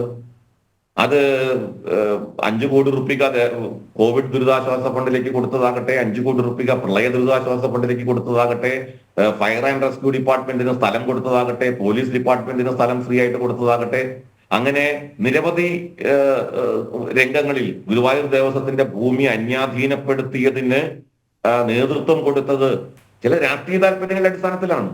ഇപ്പൊ ഗുരുവായൂരിന്റെ വികസനം മുഴുവൻ നടത്തേണ്ടത് ഗുരുവായൂർ ക്ഷേത്രമാണ് എന്നുള്ള നിലയിലേക്ക് ഗുരുവായൂർ ദേവസ്വം ബോർഡ് പോലും കരുതുന്നുണ്ടെങ്കിൽ അതിനെ നമുക്ക് അംഗീകരിക്കാൻ സാധ്യമല്ല. ഗുരുവായൂർ മുനിസിപ്പാലിറ്റി ഉണ്ട്, അവിടെ മറ്റു മതവിഭാഗങ്ങളുടെ സ്ഥാപനങ്ങളുണ്ട്, ആരാധനാലയങ്ങളുണ്ട്. അവർക്കൊന്നും ഗുരുവായൂർ മുനിസിപ്പാലിറ്റിയുടെ വികസനവും ആയിട്ട് ബന്ധമില്ല എന്ന് പറഞ്ഞാൽ എങ്ങനെ ശരിയാകും? അതെല്ലാം ഗുരുവായൂർ ദേവസ്വത്തിന്റെ ചെലവിൽ വേണമെന്ന് പറഞ്ഞാൽ, അപ്പൊ ഇതെല്ലാം ദേവസ്വം ബോർഡിനെ ഉപയോഗിച്ചുകൊണ്ട് രാഷ്ട്രീയ താല്പര്യങ്ങൾ സംരക്ഷിക്കാൻ വേണ്ടി നടത്തുന്ന ഒരുപാട് ശ്രമങ്ങളുണ്ട്. ഇത് മുഴുവൻ കേരളത്തിൽ നമുക്ക് കാണാൻ സാധിക്കും. ഇപ്പോ തന്നെ കൊടുങ്ങല്ലൂര് ഇന്ന് ആ ക്ഷേത്രത്തിന്റെ ഭൂസംരക്ഷണ സമ്മേളനം നടക്കുകയാണ്. ക്ഷേത്രത്തിന്റെ ഭൂമി അത് ദേവസ്വം ഭൂമി എന്നുള്ള നിലയ്ക്ക് രേഖപ്പെടുത്തപ്പെട്ട ഭൂമി ഇപ്പൊ തണ്ടപ്പേര് ഇല്ലാതെ മറ്റൊരാളുടെ പേരിലായിട്ട് ആ ഭൂമി കിടക്കുന്നു. അത് ഭൂമി ഡിജിറ്റലൈസ് ചെയ്തപ്പോ അങ്ങനെ ഒരു മുസ്ലിമിന്റെ പേരിലേക്ക്, കുഞ്ഞു മുഹമ്മദ് എന്ന് പറഞ്ഞ ഒരാളുടെ പേരിലേക്ക് മാറ്റപ്പെട്ടതാണ്. അത് തിരുത്തണം എന്നുള്ള ആവശ്യം ഭക്തജനങ്ങൾ ഉന്നയിച്ചപ്പോൾ അത് പേര് തിരുത്തി, പക്ഷേ തണ്ടപ്പേര് മാറിയിരിക്കുന്നു, പുറമ്പോക്ക് ഭൂമിയായിട്ട് രേഖപ്പെടുത്തപ്പെട്ടിരിക്കുന്നു. ഇപ്പൊ നമ്മുടെ കൊടുങ്ങല്ലൂർ അമ്പലത്തിന്റെ ഭൂമി പുറമ്പോക്ക് ഭൂമിയായിട്ട് കിടക്കുന്നത്. ഇനി അത് നാളെ വഖഫ് ചെയ്യപ്പെട്ട ഭൂമിയാണ് എന്ന് പറയാൻ കാരണം കുറെ നാൾ അത് കുഞ്ഞു മുഹമ്മദിന്റെ പേരിലായിരുന്നു ആ ഭൂമി. ആ കുഞ്ഞു മുഹമ്മദ് ഇനി എങ്ങനെ ആ ഭൂമി വഖഫ് ചെയ്തോ എന്ന് നമുക്ക് അറിഞ്ഞുകൂടാ. ഇങ്ങനെ ഇത് തിരുത്തണം എന്നുള്ള ആവശ്യം നാട്ടുകാർ ഉന്നയിക്കാൻ തുടങ്ങിയിട്ട്, ഭക്തജനങ്ങൾ ഉന്നയിക്കാൻ തുടങ്ങിയിട്ട് എത്രയോ നാളായി. ഇത് കേരളത്തിലെമ്പാടും ക്ഷേത്രങ്ങളുടെ അവസ്ഥ ഇതാണ്. ക്ഷേത്രം ഭരിക്കുന്നവർ നിരീശ്വരവാദികളോ ഈ ക്ഷേത്രത്തോട് താല്പര്യമില്ലാത്തവരോ ഈ ഹൈന്ദവ സമൂഹത്തിന് ഒരുമിച്ച് വരാനുള്ള ഒരു ഇടമായിട്ടുള്ള ക്ഷേത്രം അതിനെ നശിപ്പിക്കുക എന്ന ലക്ഷ്യം വെച്ചുകൊണ്ട് ഇവിടുത്തെ രാഷ്ട്രീയക്കാർ, അത് ഇടതാകട്ടെ വലതാകട്ടെ, ഒരേപോലെ ക്ഷേത്രങ്ങളെ നശിപ്പിക്കാനുള്ള ആസൂത്രിതമായ ശ്രമം നടക്കുന്നു. ഉള്ളിൽ നിന്ന് ക്ഷേത്രത്തെ നശിപ്പിക്കുന്നു. പുറത്തു നിന്ന് നടക്കാതെ വരുമ്പോഴും ഉള്ളിൽ കയറിയിട്ട് കമ്മിറ്റികളിൽ കടന്നുകൂടി, ക്ഷേത്ര ഭരണത്തിൽ കടന്നുകൂടി, ഉള്ളിൽ കടന്നിട്ട് ക്ഷേത്രങ്ങളെ തകർക്കുക എന്നുള്ള ഒരു ലക്ഷ്യത്തോടു കൂടി കമ്മിറ്റികൾ പിടിച്ചടക്കുന്നു. ക്ഷേത്രങ്ങളിൽ പ്രവർത്തിച്ചിരുന്ന ഭക്തജന സംഘടനകളെ ക്ഷേത്രത്തിൽ നിന്ന് പുറത്താക്കുന്നു. അവിടെ മറ്റ് രാഷ്ട്രീയ പ്രസ്ഥാനങ്ങളുടെ കൊടികൾ കൊണ്ടുവരുന്നു. എന്നിട്ട് ഹൈന്ദവ സംഘടനകളെ അവിടെ നിന്ന് പുറത്താക്കുന്നു. ഇതെല്ലാം നടക്കുന്നത് ഉള്ളിൽ കടന്ന് ക്ഷേത്രങ്ങളെ തകർക്കുക എന്ന ലക്ഷ്യം വെച്ചുകൊണ്ടാണ്. ആസൂത്രിതമാണ് ആ നീക്കം. ഹൈന്ദവ സമൂഹത്തെ ശിഥിലമാക്കാൻ ഹിന്ദുക്കളുടെ ഒരേ ഒരു അത്താണിയാണ്, അവർക്ക് ഒരുമിച്ച് വരാനുള്ള ഒരേ ഒരു ഇടമാണ് ക്ഷേത്രങ്ങൾ. ആ ഒരേ ഒരു ഇടത്തെ തകർത്ത് ഹൈന്ദവ സമൂഹത്തെ തകർക്കുക എന്ന ലക്ഷ്യമാണ് ഇതിന്റെ പിന്നിലുള്ളത്. ഇത് കേരളത്തിലെ ഭക്തജന സമൂഹം, ഹൈന്ദവ സമൂഹം തിരിച്ചറിഞ്ഞ് വളരെ ശക്തമായ രീതിയിൽ ഈ ക്ഷേത്ര വിരുദ്ധ സമീപനത്തിനെതിരെ, ദേവസ്വം ബോർഡിന്റെ ഈ നിലപാടിനെതിരെ രംഗത്ത് വന്ന് ക്ഷേത്രങ്ങളെ ഈ ദേവസ്വം ബോർഡിന്റെ അല്ലെങ്കിൽ രാഷ്ട്രീയക്കാരുടെ പിടിയിൽ നിന്ന് മോചിപ്പിക്കുക എന്നുള്ളതാണ് ഇതിന് അടിസ്ഥാനപരമായ ഒരു പരിഹാരം. അതിന് നേതൃത്വം കൊടുക്കാൻ ഹൈന്ദവ സംഘടനകളും ഹൈന്ദവ സമൂഹവും ഒരുമിച്ച് കൈകോർത്ത് നിൽക്കേണ്ട കാലം അതിക്രമിച്ചിരിക്കുന്നു എന്നുള്ളതാണ് നമുക്ക് നൽകുന്ന പാഠം. തീർച്ചയായിട്ടും ശ്രീ ആർ വി ബാബു, വളരെയധികം നന്ദി. രാവിലെ ഇത്രയും തിരക്കേറിയ ദിവസത്തിൽ ഈ ഒരു സുപ്രധാന വിഷയം, ഇതിനപ്പുറം എന്താണ് വിഷയം എന്നുള്ളത്. നമസ്തേ. ഒരു പ്രേക്ഷകന്റെ കമന്റ് കൂടി വായിച്ചിട്ട് നമുക്ക് ഇടവേളയിലേക്ക് പോകാം. S Chidambaram, why is the central government not enacting an act for the dissolution of all Devaswam boards? If it is done, all such problems will be solved. ആ ചോദ്യം തന്നെയാണ് ഉയരുന്നത്. നിലവിലുള്ള സംവിധാനം തുടരണമോ? ക്ഷേത്ര ഭരണത്തിലേക്കായി നമുക്ക് നേരെ തലക്കെട്ടുകളിലേക്ക് പോകാം. 8 മണി ആകുന്നു. മറ്റു വാർത്തകളിലേക്ക്. അക്കൗണ്ട് ഹാക്ക് ചെയ്തെന്ന CPM വാദം പൊളിയുന്നു. പാലക്കാട് രാഹുൽ മാങ്കൂട്ടത്തിന്റെ പ്രചരണ വീഡിയോ CPM പേജിൽ പ്രചരിപ്പിച്ച പാർട്ടി അഡ്മിൻ തന്നെ. വീഡിയോ വന്നതോടെ പത്തനംതിട്ട ജില്ലാ കമ്മിറ്റി അഡ്മിൻ പാനൽ അഴിച്ചുപണിതു. സംസ്ഥാന നേതൃത്വം വിവരങ്ങൾ തേടിയിട്ടും പരാതി നൽകാതെ ജില്ലാ കമ്മിറ്റി.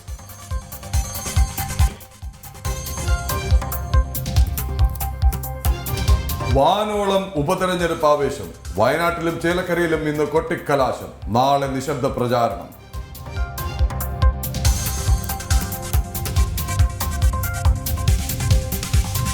ഗുരുവായൂരിൽ ആചാര ലംഘനത്തിന് ദേവസ്വം ബോർഡ്. ഏകാദശി ഉദയാസ്തമന പൂജ ഉപേക്ഷിക്കാൻ തീരുമാനം. ഹൈക്കോടതിയിൽ ഹർജി നൽകി തന്ത്രി കുടുംബം. നടപ്പാക്കാൻ അനുവദിക്കില്ല എന്ന് ഹിന്ദു ഐക്യവേദി. ഹൈന്ദവ സംഘടനകൾ പ്രക്ഷോഭത്തിലേക്ക്.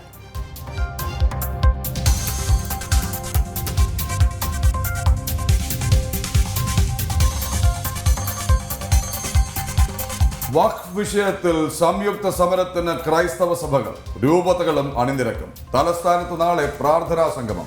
കണ്ണൂർ തളിപ്പറമ്പിലും സ്വകാര്യ ഭൂമികളിൽ വഖഫ് അവകാശവാദം.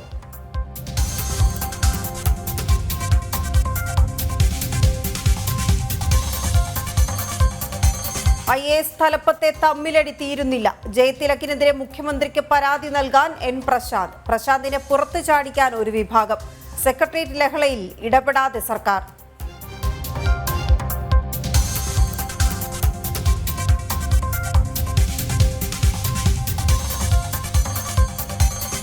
സാമ്പത്തിക വർഷാന്ത്യം സർക്കാർ പദ്ധതികളിൽ പൊളിച്ചെഴുത്ത്. പ്രചാരണത്തിന് മാത്രം കൂടുതൽ ഫണ്ട്. സാമ്പത്തിക വർഷം പൂർത്തിയാക്കിയത് 38% പദ്ധതികൾ മാത്രം.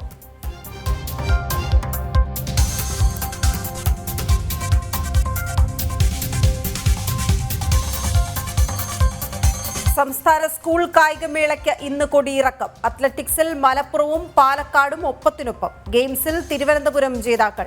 എറണാകുളം ജില്ലയിലെ സ്കൂളുകൾക്ക് ഇന്ന് അവധി.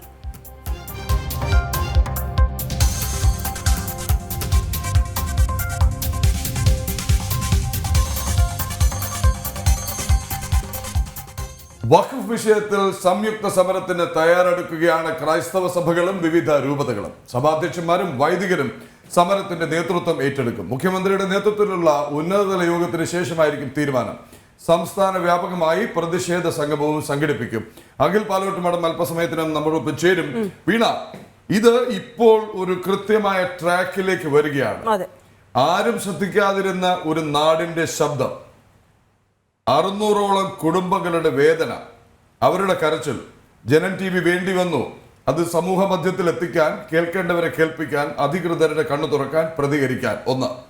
2, മറ്റു മാധ്യമങ്ങൾ പോലും അകന്നു നിൽക്കുകയായിരുന്നു. മുനമ്പത്തെ എന്തോ ഒരു ഭൂമി പ്രശ്നം എന്നുള്ളത്. പല പ്രമുഖ രാഷ്ട്രീയ നേതാക്കളും നമ്മുടെ ചാനലിൽ വന്നിരുന്ന് ഈ വിഷയത്തെക്കുറിച്ചുള്ള ചോദ്യം ഉയരുമ്പോൾ വഖഫ് നിയമം വേറെ, മുനമ്പം വേറെ എന്ന് പറഞ്ഞു വെക്കുന്നു. കൃത്യമായ കടലാസുകൾ, രേഖകൾ തെളിയിക്കുന്നു. ഇല്ല, വഖഫ് ബോർഡിന്റെ ഉത്തരവിന്റെ പിൻബലത്തിലാണ് ഇവരെ കുടിയൊഴിപ്പിക്കുമെന്ന് പറഞ്ഞത്. തീർന്നില്ല. ജനം TV പാടിയൊരു പ്രസംഗം, നിയമസഭയിലെ ഒരു ചോദ്യവും അതിനുള്ള മറുപടിയും പുറത്തുവിടുന്നു. KP മജീദിൽ നിന്നുള്ള സമുന്നതനായ മുസ്ലിം ലീഗ് നേതാവിന്റെ ചോദ്യം, MLA ചോദ്യം, എന്ത് ഒക്കെ ചെയ്യുന്നു സർക്കാർ? വഖഫ് പ്രകാരം നഷ്ടപ്പെട്ട ഭൂമി, വഖഫ് ഭൂമി വീണ്ടെടുക്കാൻ സർക്കാർ എന്ത് നടപടിയെടുക്കുന്നു എന്ന് ചോദിക്കുമ്പോൾ മന്ത്രി അബ്ദുറഹ്മാൻ പറയുന്നു സഭയിൽ, അത് തിരിച്ചെടുക്കുക തന്നെ ചെയ്യും, കയ്യേറ്റക്കാരെ ഒഴിപ്പിക്കും. അവർ കയ്യേറ്റക്കാരാണ് സർക്കാരിന്റെ കണ്ണിൽ. മന്ത്രിയുടെ വാക്കുകളിൽ ഈ പാവങ്ങൾ കയ്യേറ്റക്കാരാണ്, ആ കയ്യേറ്റക്കാരെ ഒഴിപ്പിക്കും എന്ന് മന്ത്രി അബ്ദുറഹ്മാൻ സംസ്ഥാന നിയമസഭയിൽ പറയുന്നു. എന്തുകൊണ്ടാണ് ഈ പാവങ്ങളുടെയും ഇപ്പോൾ സംഘടിച്ചിരിക്കുന്ന ആളുകളുടെയും കണ്ണുനീര് കാണാത്തത് സർക്കാർ എന്ന ചോദ്യം കൂടി ഉയരുകയാണ്. അപ്പോൾ കൃത്യമായ രാഷ്ട്രീയം ഇതിന് പിന്നിൽ ഉണ്ട് എന്ന കാര്യം കൂടിയാണ് ഈ ഘട്ടത്തിൽ വെളിവായി വരുന്നത്. പക്ഷേ ഈ രാഷ്ട്രീയം എങ്ങനെ സർക്കാരിനെ തിരിഞ്ഞുകൊത്താൻ പോകുന്നു എന്നുള്ളതാണ് ഈ കാലഘട്ടത്തിൽ നമുക്ക് മനസ്സിലാക്കാൻ കഴിയും. കാരണം ഉപതെരഞ്ഞെടുപ്പ് നടക്കുകയാണ്, അത് പ്രതിഫലിക്കുന്ന മാത്രമല്ല, ഇതിൽ നിന്ന് ഒളിച്ചോടാനാണ് സർക്കാർ ശ്രമിച്ചത്, ഇതിൽ നിന്ന് ഒളിച്ചോടാനാണ് സംവിധാനം, മുഖ്യമന്ത്രി അടക്കമുള്ളവർ ശ്രമിച്ചത്, രാഷ്ട്രീയ നേതാക്കൾ ശ്രമിച്ചത്. ഒടുവിൽ സഭ തന്നെ ഇടപെട്ട് പറയേണ്ട ഒരു സാഹചര്യം ഉണ്ടായി. എന്തുകൊണ്ട് സ്ഥാനാർത്ഥികൾ ഇക്കാര്യത്തിൽ പ്രതികരിക്കുന്നില്ല, എന്തുകൊണ്ട് രാഷ്ട്രീയ കക്ഷികൾ ഇക്കാര്യത്തിൽ പ്രതികരിക്കുന്നില്ല? അങ്ങനെയാണ് പ്രതിപക്ഷ നേതാവ് VD സതീശൻ ഓടിയെത്തി പറഞ്ഞത് മുനമ്പും വഖഫ് ഭൂമി അല്ല എന്ന്. പക്ഷെ ഇപ്പോഴും ഭരണപക്ഷത്തെ ഒളിച്ചുകളി തുടരുകയാണ്. പാലക്കാട് നിന്ന് തന്നെ തെരഞ്ഞെടുപ്പ് നടക്കുന്ന ഓരോ മണ്ഡലത്തിൽ നിന്നും ഇത് സംബന്ധിച്ച കൃത്യമായ നിലപാടുകൾ പറയുന്നു. സഭാപിതാക്കന്മാർ രംഗത്ത് വരുന്നു, സഭാപിതാക്കന്മാർ ചോദ്യം ചെയ്യുന്നു, എന്താണ് മൗനം, എന്താണ് പ്രമുഖ രാഷ്ട്രീയ കക്ഷികൾ ഇക്കാര്യത്തിൽ മൗനം പാലിക്കുന്നത്, നിലപാട് പറയൂ എന്ന് പറഞ്ഞ് രംഗത്ത് വരുന്നു. ഒരു കാര്യം ശ്രദ്ധിച്ചിരിക്കും, കഴിഞ്ഞ ഞായറാഴ്ച സൺഡേ ഡിബേറ്റിൽ പറഞ്ഞ ഒരു ചോദ്യമുണ്ട്. നവംബർ 16-നാണ് ഉന്നതതല യോഗം തീരുമാനിച്ചിരുന്നത് ഇക്കാര്യം ചർച്ച ചെയ്യാൻ. നവംബർ 13-നായിരുന്നു പോളിംഗ് ഡേറ്റ്. അന്ന് നമ്മൾ ചർച്ച തുടങ്ങുമ്പോൾ പോളിംഗ് ഡേറ്റ്, പാലക്കാട്ടെ പോളിംഗ് ഡേറ്റ് മാറ്റി 20-ലേക്ക്, കൽപ്പാത്തി രഥോത്സവം പ്രമാണിച്ച്. അന്ന് ജനം TV ഒരു ചോദ്യം ഉന്നയിച്ചിരുന്നു, പോളിംഗ് ഡേറ്റ് മാറി, ചർച്ചാ തീയതി മാറുമോ? കൃത്യമായി ഉന്നതതല യോഗത്തിന്റെ തീയതി 20 കഴിഞ്ഞിട്ടുള്ള തീയതിയിലേക്ക് മാറുന്നു. അപ്പോൾ സർക്കാരിന് ഭയമാണ്. നമ്മുടെ ലേഖകർ അല്പസമയത്തിനകം ചേരും എന്നാണ് കരുതുന്നത്. PCR അഖിൽ നമ്മോടൊപ്പം ഉണ്ട് എന്നാണ് ഇപ്പോൾ അറിയിച്ചിരിക്കുന്നത്. അഖിൽ പാലോട്ടുപടം, ശക്തമായ പ്രതിഷേധത്തിനൊരുങ്ങി സഭകളും പിതാക്കന്മാരും വൈദികരും ജനങ്ങൾക്കൊപ്പം അണിനിരക്കുകയാണ്. സംസ്ഥാന വ്യാപകമാവുകയാണ് സമരം. സർക്കാർ കരുതിയതുപോലെ അല്ലെങ്കിൽ ആഗ്രഹിച്ചതുപോലെ ഇത് ഒളിച്ചുവയ്ക്കാൻ, കുഴിച്ചു മൂടാൻ കഴിഞ്ഞില്ല. മുൻപന്തിയിൽ തന്നെ ജനം TVയുടെ ലേഖകരും ഉണ്ടായിരുന്നു. അഖിൽ പാലോട്ടുപടം, നമസ്തേ, സ്വാഗതം പുത്തമ്പുലരിയിലേക്ക്.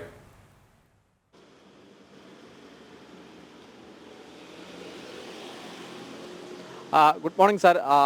വഖഫ് അധിനിവേശത്തിനെതിരെ മുനമ്പത്ത് നടക്കുന്ന സമരം 30-ാം ദിവസം പിന്നിടുമ്പോൾ ആ സമരത്തിന്റെ ഗതി തന്നെ ഇപ്പോൾ മാറുകയാണ്. ക്രൈസ്തവ മതമേലധ്യക്ഷന്മാർ തന്നെ നേരിട്ട് സമരരംഗത്തേക്ക് ഇറങ്ങുന്നു, ആ സമരത്തിന് നേതൃത്വം ഏറ്റെടുക്കുന്നു. കഴിഞ്ഞ ദിവസങ്ങളിലൊക്കെ അവിടെ എത്തിയ സഭാ നേതൃത്വം തന്നെ വ്യക്തമാക്കുകയാണ്, മുഖ്യമന്ത്രി അടക്കമുള്ള ഭരണ സംവിധാനം ഈ വിഷയത്തിൽ ഒരു ഇരട്ടത്താപ്പ് നയമാണ് കാണിക്കുന്നത് എന്ന് അർത്ഥശങ്കയ്ക്കിടയില്ലാത്ത വിധത്തിൽ തന്നെ പ്രഖ്യാപിക്കുന്ന സ്ഥിതിവിശേഷങ്ങളൊക്കെ തന്നെ നമ്മൾ കാണുന്നുണ്ടായിരുന്നു. ഇന്നലെ ഞായറാഴ്ചയായിരുന്നു. ഇന്നലെ ഏകദേശം 2440 ഇടങ്ങളിലാണ് കേരളത്തിൽ കത്തോലിക്ക കോൺഗ്രസിന്റെ നേതൃത്വത്തിൽ വിവിധ ദേവാലയങ്ങൾ കേന്ദ്രീകരിച്ച് മുനമ്പത്ത് സമരം ചെയ്യുന്നവർക്കുള്ള ഐക്യദാർഢ്യ സമ്മേളനങ്ങൾ കേരളത്തിൽ ഉടനീളം ഉണ്ടായിരുന്നത്. അവിടെയെല്ലാം അവർ പ്രഖ്യാപിച്ചത് ഇനിയുള്ള സമരം എന്ന് പറയുന്നത് അത് വലിയ പ്രക്ഷോഭമായി തന്നെ മുന്നോട്ട് പോകുമെന്നുള്ള ഒരു പ്രഖ്യാപനം കൂടി ആ സഭാ നേതൃത്വങ്ങളുടെ ഭാഗത്തു നിന്നുണ്ടാകുന്നു. അവിടെ എല്ലാ സഭാ നേതൃത്വവും ഒരുമിച്ച് നിൽക്കുന്നു എന്നത് കൂടി നമുക്ക് കാണേണ്ടി വരും. ഇപ്പോൾ ഞാൻ നിൽക്കുന്ന എറണാകുളത്തെ സംബന്ധിച്ചിടത്തോളം നമ്മൾ പലതവണ പല പള്ളിത്തർക്കങ്ങളും ഒക്കെ തന്നെ കണ്ടതാണ്. പക്ഷേ മുനമ്പ വിഷയവുമായി ബന്ധപ്പെട്ട് എല്ലാ സഭകളും ഒരുമിച്ച് നിൽക്കുന്നു എന്നതും അത് ഈ സമരത്തിന്റെ ഗ്രാവിറ്റി കൂട്ടുന്നു എന്നത് തന്നെയാണ് നമുക്ക് മനസ്സിലാക്കാൻ സാധിക്കുന്നത്. നേരത്തെ സാർ സൂചിപ്പിച്ചതുപോലെ തന്നെ 28-ാം തീയതിയാണ് മുഖ്യമന്ത്രി വിളിച്ച യോഗം നടക്കുന്നത്. ആ യോഗം മുഖ്യമന്ത്രി ചില പൊളിറ്റിക്കൽ തീരുമാനങ്ങളുടെ ഭാഗമായിട്ടാണോ നീട്ടിക്കൊണ്ടു പോകുന്നത് എന്നത് നമുക്ക് മനസ്സിലാക്കാൻ സാധിക്കുന്നത്. കാരണം ആദ്യം ആ യോഗം 18-ാം തീയതിയായിരുന്നു തീരുമാനിച്ചിരുന്നത്. മുഖ്യമന്ത്രിയുടെ തെരഞ്ഞെടുപ്പ് പ്രചരണങ്ങളുടെ ഭാഗമായിട്ടും ചില അസൗകര്യങ്ങളും കണക്കിലെടുത്താണ് ആദ്യം തന്നെ അത് 28-ാം തീയതിയിലേക്ക് മാറ്റുന്നു. അത് ഓൺലൈനായി ചേരുമെന്ന ഒരു പ്രഖ്യാപനം മുഖ്യമന്ത്രി നടത്തുന്നത്. പക്ഷേ അതിനെയൊക്കെ തന്നെ അത് ഒരു വശത്ത് നിൽക്കുന്നു എന്നുണ്ടെങ്കിൽ പോലും കഴിഞ്ഞ ദിവസം ഒരു 3 ദിവസം മുമ്പ് വയനാട്ടിൽ ലോക്സഭാ പാർലമെന്റ് മണ്ഡലത്തിൽ നടക്കുന്ന ഉപതെരഞ്ഞെടുപ്പിൽ മുഖ്യമന്ത്രിയുടെ പൊതുസമ്മേളനത്തിൽ മുഖ്യമന്ത്രിയെ മുനമ്പ വിഷയം എടുത്തു പറഞ്ഞുകൊണ്ട് തന്നെ പ്രസംഗിക്കുന്ന ഒരു സാഹചര്യം ഉണ്ടാകുന്നു. മുഖ്യമന്ത്രി പ്രസംഗിച്ചത് മുനമ്പത്തെ ചില രാഷ്ട്രീയ താല്പര്യങ്ങളോടുകൂടി ചില കക്ഷികൾ സമീപിക്കുന്നത് കൊണ്ടാണ് സർക്കാരിന് ആ കാര്യത്തിൽ ഒരു നിലപാടെടുക്കാൻ കഴിയാത്തത് എന്നുള്ള ഒരു ഒഴുക്കുമട്ടിലെ പ്രസംഗമായിരുന്നു മുഖ്യമന്ത്രി വയനാട്ടിൽ നടത്തിയത്. ആ പ്രസംഗത്തിന് മറുപടി പറഞ്ഞത് കേരളത്തിലെ ഒരു പ്രതിപക്ഷ രാഷ്ട്രീയ പാർട്ടികളുമായിരുന്നില്ല. പക്ഷേ ആ സമരത്തിന് നേതൃത്വം നൽകുന്ന ആ ക്രൈസ്തവ സംഘടനകളും അതുപോലെ തന്നെ സമരത്തിന് നേതൃത്വം നൽകുന്ന ദേവാലയങ്ങളുടെ വൈദികരും തന്നെ നേരിട്ട് മുഖ്യമന്ത്രിക്ക് മറുപടി കൊടുക്കുന്നത് നമ്മൾ കണ്ടതാണ്. എന്തായാലും ഇപ്പോൾ നമുക്ക് മനസ്സിലാക്കാൻ സാധിക്കുന്നത് അനുസരിച്ച് 28-ാം തീയതിക്ക് നടക്കുന്ന മുഖ്യമന്ത്രിയുടെ യോഗത്തിന് ശേഷം ക്രൈസ്തവ ഒരു നിലപാട് അനുകൂല നിലപാട് ഉണ്ടായില്ല എങ്കിൽ ക്രൈസ്തവ മേലധ്യക്ഷന്മാർ നേരിട്ട്, അതായത് ആർച്ച് ബിഷപ്പുമാരും അടങ്ങുന്ന ഒരു സംയുക്ത സമരമായിരിക്കും പിന്നീട് മുനമ്പത്ത് ഉണ്ടാവുക എന്നതാണ് ഇപ്പോൾ നമുക്ക് മനസ്സിലാക്കാൻ സാധിക്കുന്നത്. അതിനോടൊപ്പം തന്നെ ഹിന്ദു ഐക്യവേദിയുടെ സമരവും ശക്തമായി മുന്നോട്ട് പോകുന്നുണ്ട്. ഇന്ന് ഹിന്ദു ഐക്യവേദിയുടെ ഭൂസംരക്ഷണ സമ്മേളനം മുനമ്പത്തിനടുത്ത് ചേറായി കടപ്പുറത്ത് ചേരുന്നുണ്ട്.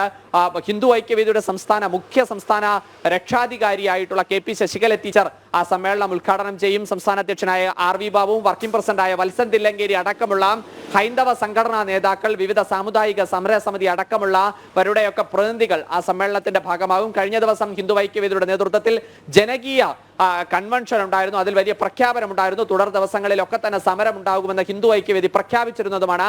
അതിന്റെ തുടർ നടപടി എന്ന നിലയ്ക്കാണ് ഇപ്പോൾ ഇന്ന് ഭൂസംരക്ഷണ സമ്മേളനം ചേറായിൽ ചേരുന്നത്. ഈ വരുന്ന അടുത്ത ദിവസങ്ങളിൽ തന്നെ സെമിനാറുകൾ സംഘടിപ്പിക്കാനും ഹിന്ദു ഐക്യവേദി തീരുമാനമെടുത്തിട്ടുണ്ട്.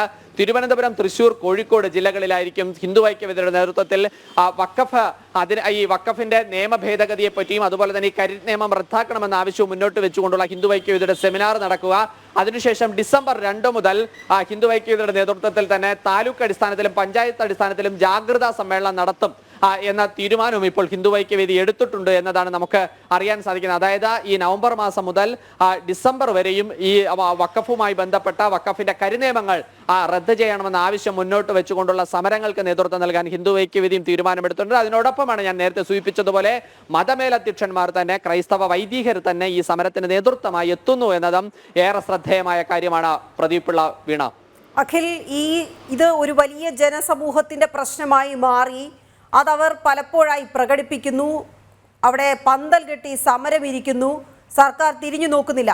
BJP അവർക്ക് ഐക്യദാർഢ്യം പ്രഖ്യാപിച്ചുകൊണ്ടെത്തുന്നു. ഹിന്ദു സംഘടനകൾ എത്തുന്നു. ഇപ്പോൾ വൈദികർ ഒന്നടങ്കം എത്തുന്നു. ക്രൈസ്തവ സഭാ നേതൃത്വം തന്നെ ഈ സമരത്തിനൊപ്പം ചേരുന്നു. ഇതൊരു വലിയ ബഹുജന സമരമായി മാറുന്നത് സർക്കാർ കാണുന്നില്ലേ? ഇതൊരു ഉപതെരഞ്ഞെടുപ്പ് കാലം കൂടിയാണ്. എന്തെങ്കിലും തരത്തിലൊരു ഇടപെടലെങ്കിലും ഈ ഒരു വലിയ ജനസമൂഹത്തോട്, ഈ ബഹുജന സമരത്തോട് അവരെന്തുകൊണ്ടെടുക്കുന്നില്ല?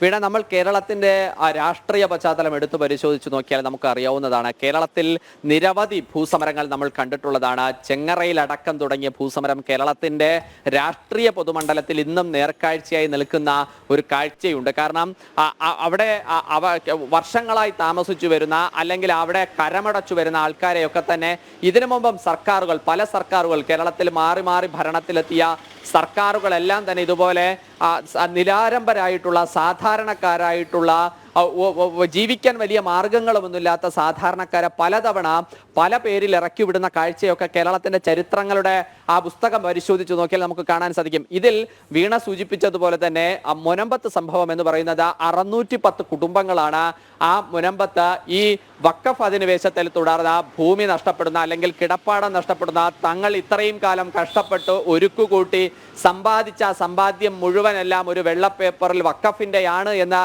വഖഫ് ബോർഡ് പറയുമ്പോൾ തങ്ങളുടെ സ്വപ്നങ്ങൾ, തങ്ങളുടെ മക്കളുടെ ഭാവിയെല്ലാം അവതാളത്തിലാകി പോകുന്ന ഒരു കാഴ്ച കാണേണ്ടി വന്ന 610 കുടുംബങ്ങളെയാണ് നമുക്ക് മുനമ്പത്ത് കാണാൻ സാധിക്കുന്നത്. അതിൽ ഏകദേശം വരുന്ന 400ഓളം കുടുംബങ്ങൾ എന്ന് പറയുന്നത് ക്രൈസ്തവ കുടുംബാംഗങ്ങളാണ്. അവർ ദേവാലയങ്ങളുമായി ക്രിസ്ത്യൻ ആരാധനയുമായി മുന്നോട്ട് പോകുന്ന കുടുംബങ്ങളാണ് 400-ൽ പരം കുടുംബങ്ങളുള്ളത്.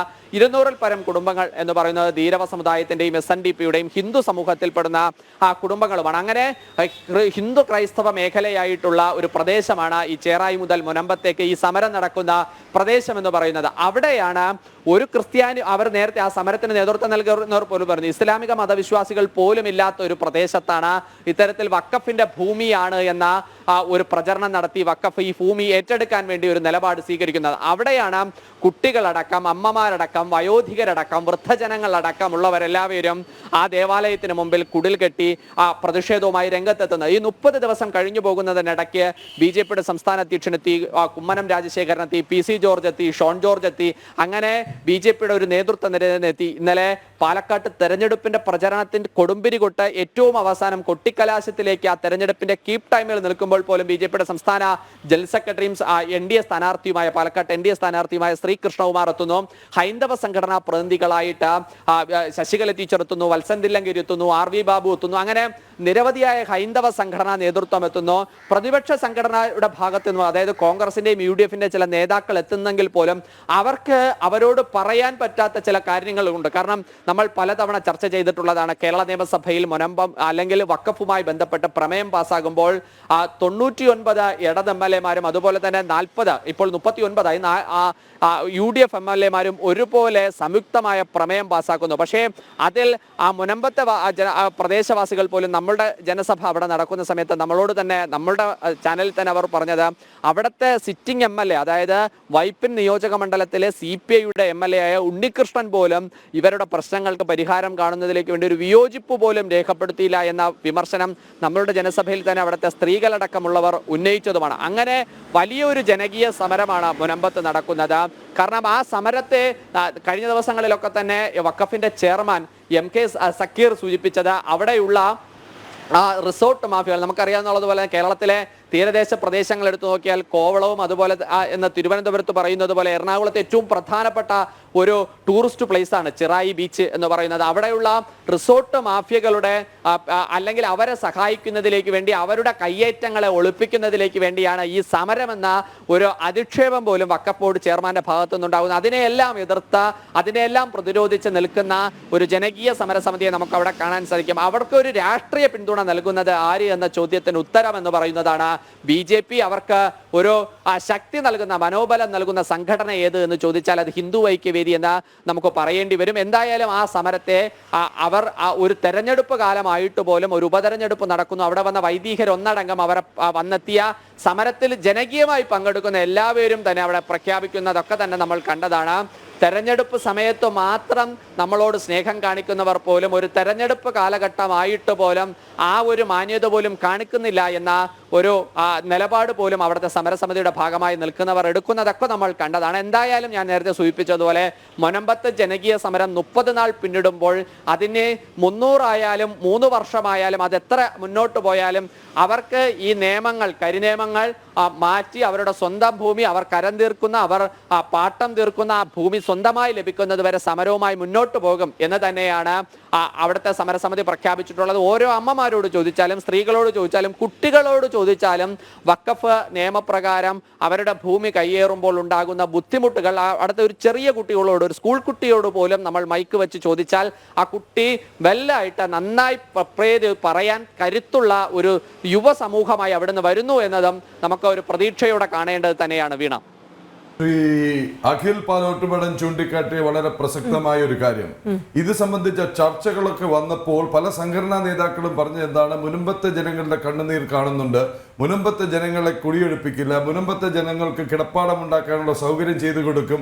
ചിലർ സൗമനസ്യത്തിന്റെ ഭാഷയിൽ സംസാരിച്ചു, ചിലർ സൗജന്യത്തിന്റെ ഭാഷയിൽ സംസാരിച്ചു. പക്ഷേ ഇപ്പോൾ ചൂണ്ടിക്കാട്ടിയ ഒരു പ്രധാന വിഷയം, 5 സെന്റ് 4 സെന്റ് ഭൂമി അവിടെ കിടപ്പാടം ഉണ്ടാക്കാൻ അവർക്ക് ഒന്നുകിൽ പാരമ്പര്യമായി കിട്ടിയതോ അല്ലെങ്കിൽ വാങ്ങിയതോ ആയ ഭൂമിയിൽ ഒരു ചെറിയ കിടപ്പാടം ഉണ്ടാക്കാനുള്ള അവകാശത്തിന് വേണ്ടി പൊരുതുന്നവരെ അടച്ചാക്ഷേപിക്കുകയാണ് വഖഫ് ബോർഡ് ചെയർമാൻ ചെയ്തത്. അതാണ് ഇപ്പോൾ അഖിൽ ചൂണ്ടിക്കാട്ടിയത്. അവർ റിസോർട്ട് മാഫിയയുടെ ആൾക്കാരാണെന്ന്. ഈ 610 കുടുംബങ്ങൾ അവർ സമരം നടത്തുന്നത് റിസോർട്ട് മാഫിയയ്ക്ക് വേണ്ടിയാണ് എന്ന് അധിക്ഷേപിക്കുകയാണ് ചെയ്തത്. അപ്പോൾ വളരെ വ്യക്തമാണ്. ചാനൽ ചർച്ചകളിൽ എന്ത് പറഞ്ഞു കഴിഞ്ഞാലും, എത്രയൊക്കെ സൗമനസ്യത്തിന്റെ ഭാഷയിൽ സംസാരിച്ചാലും, എത്രയൊക്കെ സൗഹൃദത്തിന്റെ ഭാഷയിൽ സംസാരിച്ചാലും, ഉള്ളിന്റെ ഉള്ളിൽ ഇരിക്കുന്നത് ഇത് തന്നെയാണ്. അടച്ചാക്ഷേപിക്കുകയാണ് ചെയ്തിരിക്കുന്നത് അവിടെയുള്ള ജനങ്ങളെ ഒട്ടാകെ. എന്തായാലും തീരുന്നില്ല ജനൻ ടി വിയുടെ അന്വേഷണം, ജനൻ ടി വിയുടെ ക്യാമ്പയിൻ. ജനൻ ടി വി ജനങ്ങൾക്കൊപ്പം നിൽക്കുന്നു എന്ന് ആവർത്തിച്ചുറപ്പിച്ചുകൊണ്ട് പുതിയ പുതിയ കയ്യേറ്റങ്ങൾ, അധിനിവേശങ്ങൾ പുറത്തു കൊണ്ടുവരികയാണ്. ഇതിന് പിന്നാലെ ഇത് അടുത്ത വാർത്ത നമ്മൾ പുറത്തുവിടുകയാണ്. മുനമ്പത്തിന് പിന്നാലെ, വയനാടിന് പിന്നാലെ, കണ്ണൂരിന് പിന്നാലെ, പാലക്കാടിന് പിന്നാലെ തളിപ്പറമ്പിലും സ്വകാര്യ ഭൂമികളിൽ അവകാശവാദം ഉന്നയിച്ചിരിക്കുകയാണ് വഖഫ് ബോർഡ്. ആ വാർത്തയിലേക്ക് വരാം. ഒപ്പം മിഥുൻ പിള്ള നമ്മളോടൊപ്പം ചേരും കണ്ണൂരിൽ നിന്ന്.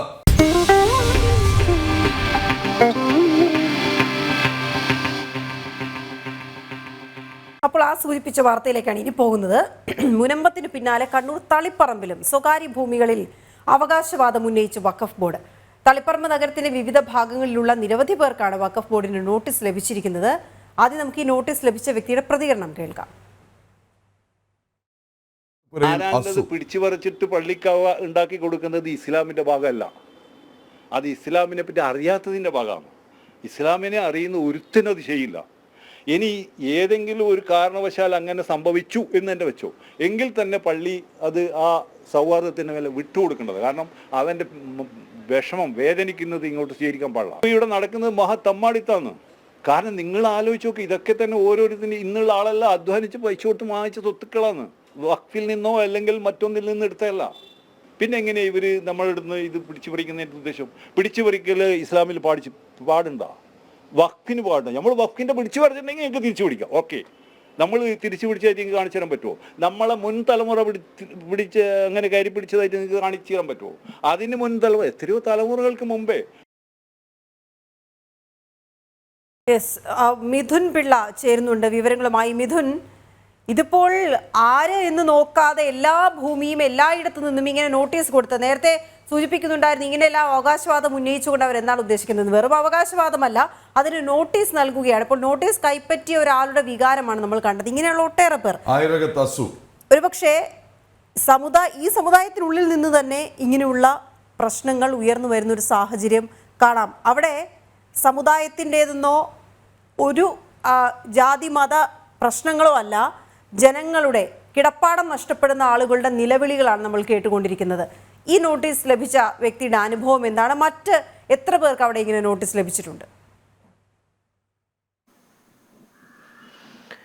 വീണ, തളിപ്പറമ്പ് നഗരം നമുക്കറിയാം വളരെ ചരിത്ര പ്രാധാന്യമുള്ളൊരു സ്ഥലമാണ്. ആ സ്ഥലത്താണ് ഇങ്ങനെ ജമാഅത്ത് പള്ളി കമ്മിറ്റി അവിടെ ഏക്കർ കണക്കിന് സ്വത്ത് വഖഫാണ് എന്ന് പറഞ്ഞുകൊണ്ട് തളിപ്പറമ്പ് നഗരത്തിൽ, അതുപോലെ തന്നെ മന്ന തുടങ്ങി, അത് തളിപ്പറമ്പ് നഗരം വിട്ട പ്രദേശത്ത് ഉൾപ്പെടെ നിരവധി കുടുംബങ്ങൾക്ക് ഇത്തരത്തിൽ ഈ ഒരു വഖഫിൻ്റെതാണ് ആദ്യപടിയായി നിങ്ങളുടെ കയ്യിൽ എന്തെങ്കിലും തരത്തിലുള്ള സ്ഥലത്തിന്റെ രേഖകൾ ഉണ്ടെങ്കിൽ ആ രേഖകൾ കാണിക്കണം എന്ന് പറഞ്ഞുകൊണ്ട്, അല്ലെങ്കിൽ അത് വഖഫിന്റെ ഭൂമിയാണ് എന്ന് കൽപ്പിക്കേണ്ടി വരും എന്ന് പറഞ്ഞുകൊണ്ട് നിരവധി പേർക്ക് ഈ ഒരു വഖഫിന്റെ നോട്ടീസ് കിട്ടുന്ന ഒരു സാഹചര്യം തന്നെയാണ് തളിപ്പറമ്പിൽ ഉണ്ടായിട്ടുള്ളത്.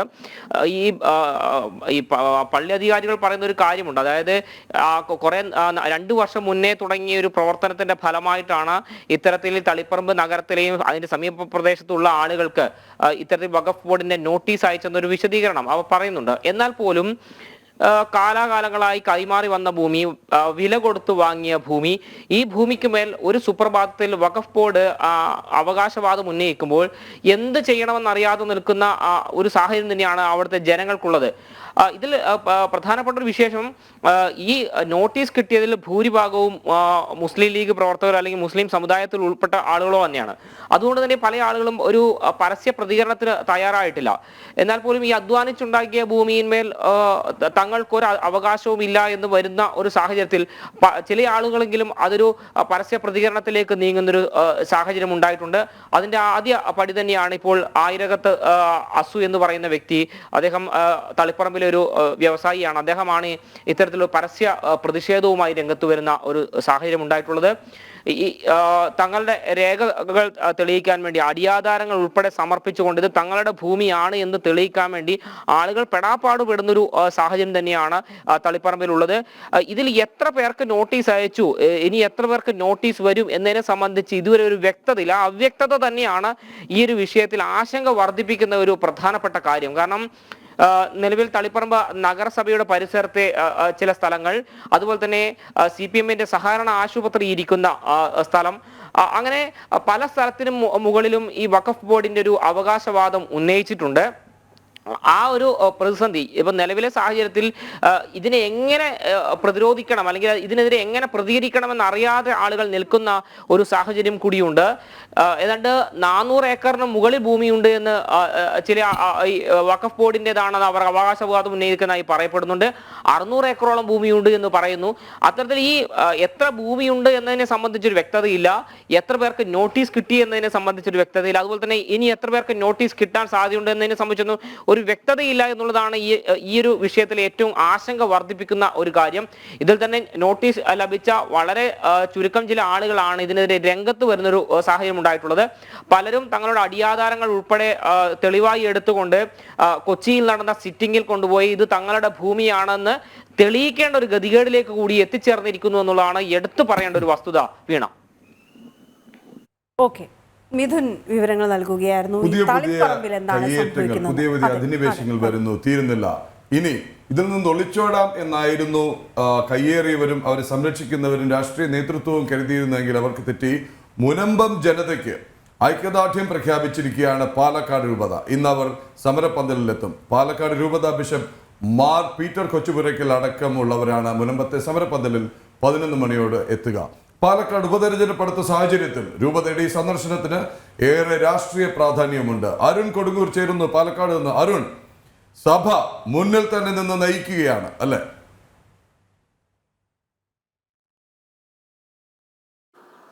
തീർച്ചയായും അങ്ങനെ വേണം കരുതാൻ. നേരത്തെ പ്രദീപ് സൂചിപ്പിച്ച പോലെ തന്നെ ഈ ഒരു വിഷയം എങ്ങനെയും ഉപതെരഞ്ഞെടുപ്പിൽ ചർച്ചയാകാതിരിക്കാനുള്ള അതിതീവ്രമായ ശ്രമം, ഗൂഢാലോചന കൃത്യമായി ഈ വിഷയത്തിൽ നടന്നു എന്നുള്ള കാര്യത്തിൽ യാതൊരു തരത്തിലുള്ള സംശയവുമില്ല. അതുകൊണ്ട് തന്നെ മറ്റ് വിഷയങ്ങൾ ഉയർത്തിക്കൊണ്ടുള്ള ഒരു തെരഞ്ഞെടുപ്പിനെ നേരിടാനുള്ള ഒരു നീക്കങ്ങളായിരുന്നു ഇടത് വലത് മുന്നണികളുടെ ഭാഗത്തു നിന്നും ഉണ്ടായിരുന്നത്. പക്ഷേ ആ നീക്കങ്ങളെല്ലാം തന്നെ പാളുകയാണ്. അത് സഭ മുന്നിൽ തന്നെ നിന്ന് ഈ വിഷയം മുന്നോട്ട് നയിക്കുന്ന ഒരു സാഹചര്യമാണ് നിലവിലുള്ളത്. ഇതിന്റെ ഭാഗമായി തന്നെയാണ് ഇത്തരത്തിൽ മുനമ്പം ജനതയ്ക്ക് ഐക്യദാർഢ്യം പ്രഖ്യാപിച്ചുകൊണ്ട് പാലക്കാട് രൂപത മുന്നോട്ട് പോകുന്ന ഒരു സാഹചര്യം ഉണ്ടായിരിക്കുന്നത്. കൃത്യമായി നിലപാട് എന്ത് എന്ന് കൃത്യമായി ആവർത്തിച്ച് പറഞ്ഞുകൊണ്ട് മുന്നോട്ട് പോകുന്ന ഒരു സമീപനം തന്നെയാണ് ഇരിക്കുന്നത്. എന്തായാലും നമുക്കറിയാം, ക്രൈസ്തവ സഭകൾക്ക് നിർണായക സ്വാധീനമുള്ള ഒരു മണ്ഡലമാണ് പാലക്കാട്. പാലക്കാട് ഉപതെരഞ്ഞെടുപ്പിലേക്ക് പോകുന്ന ഈ ഒരു സാഹചര്യത്തിൽ സഭയുടെ നിലപാട് അവർ കൃത്യമായി തന്നെ പറഞ്ഞുകൊണ്ട് മുന്നോട്ട് പോകുന്നു എന്നതാണ് ഏറ്റവും പ്രധാനപ്പെട്ട കാര്യം. അതിലെടുത്തു പറയേണ്ടത് 3 സ്ഥാനാർത്ഥികളും മുനമ്പം വിഷയത്തിൽ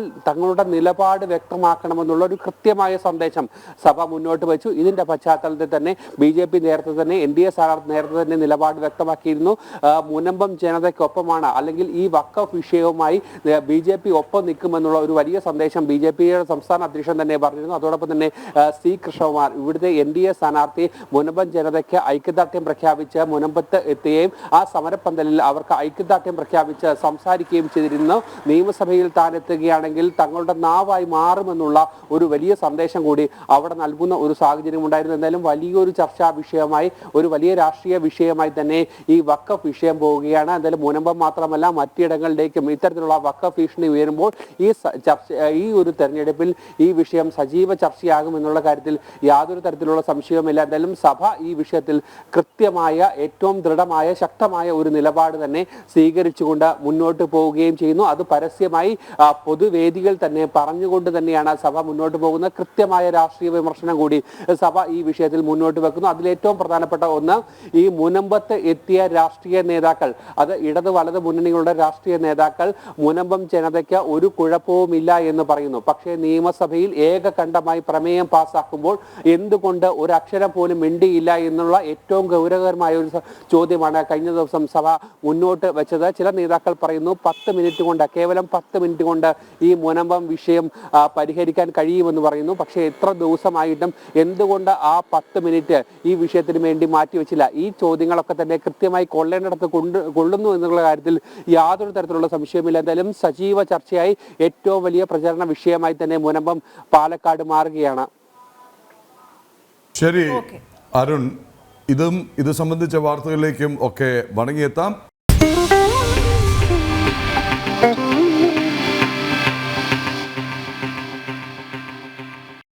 നമ്മുടെ വഖഫ് വാർത്ത കണ്ട ഒരു പ്രേക്ഷകന്റെ പ്രതികരണമാണ് അനിൽകുമാർ.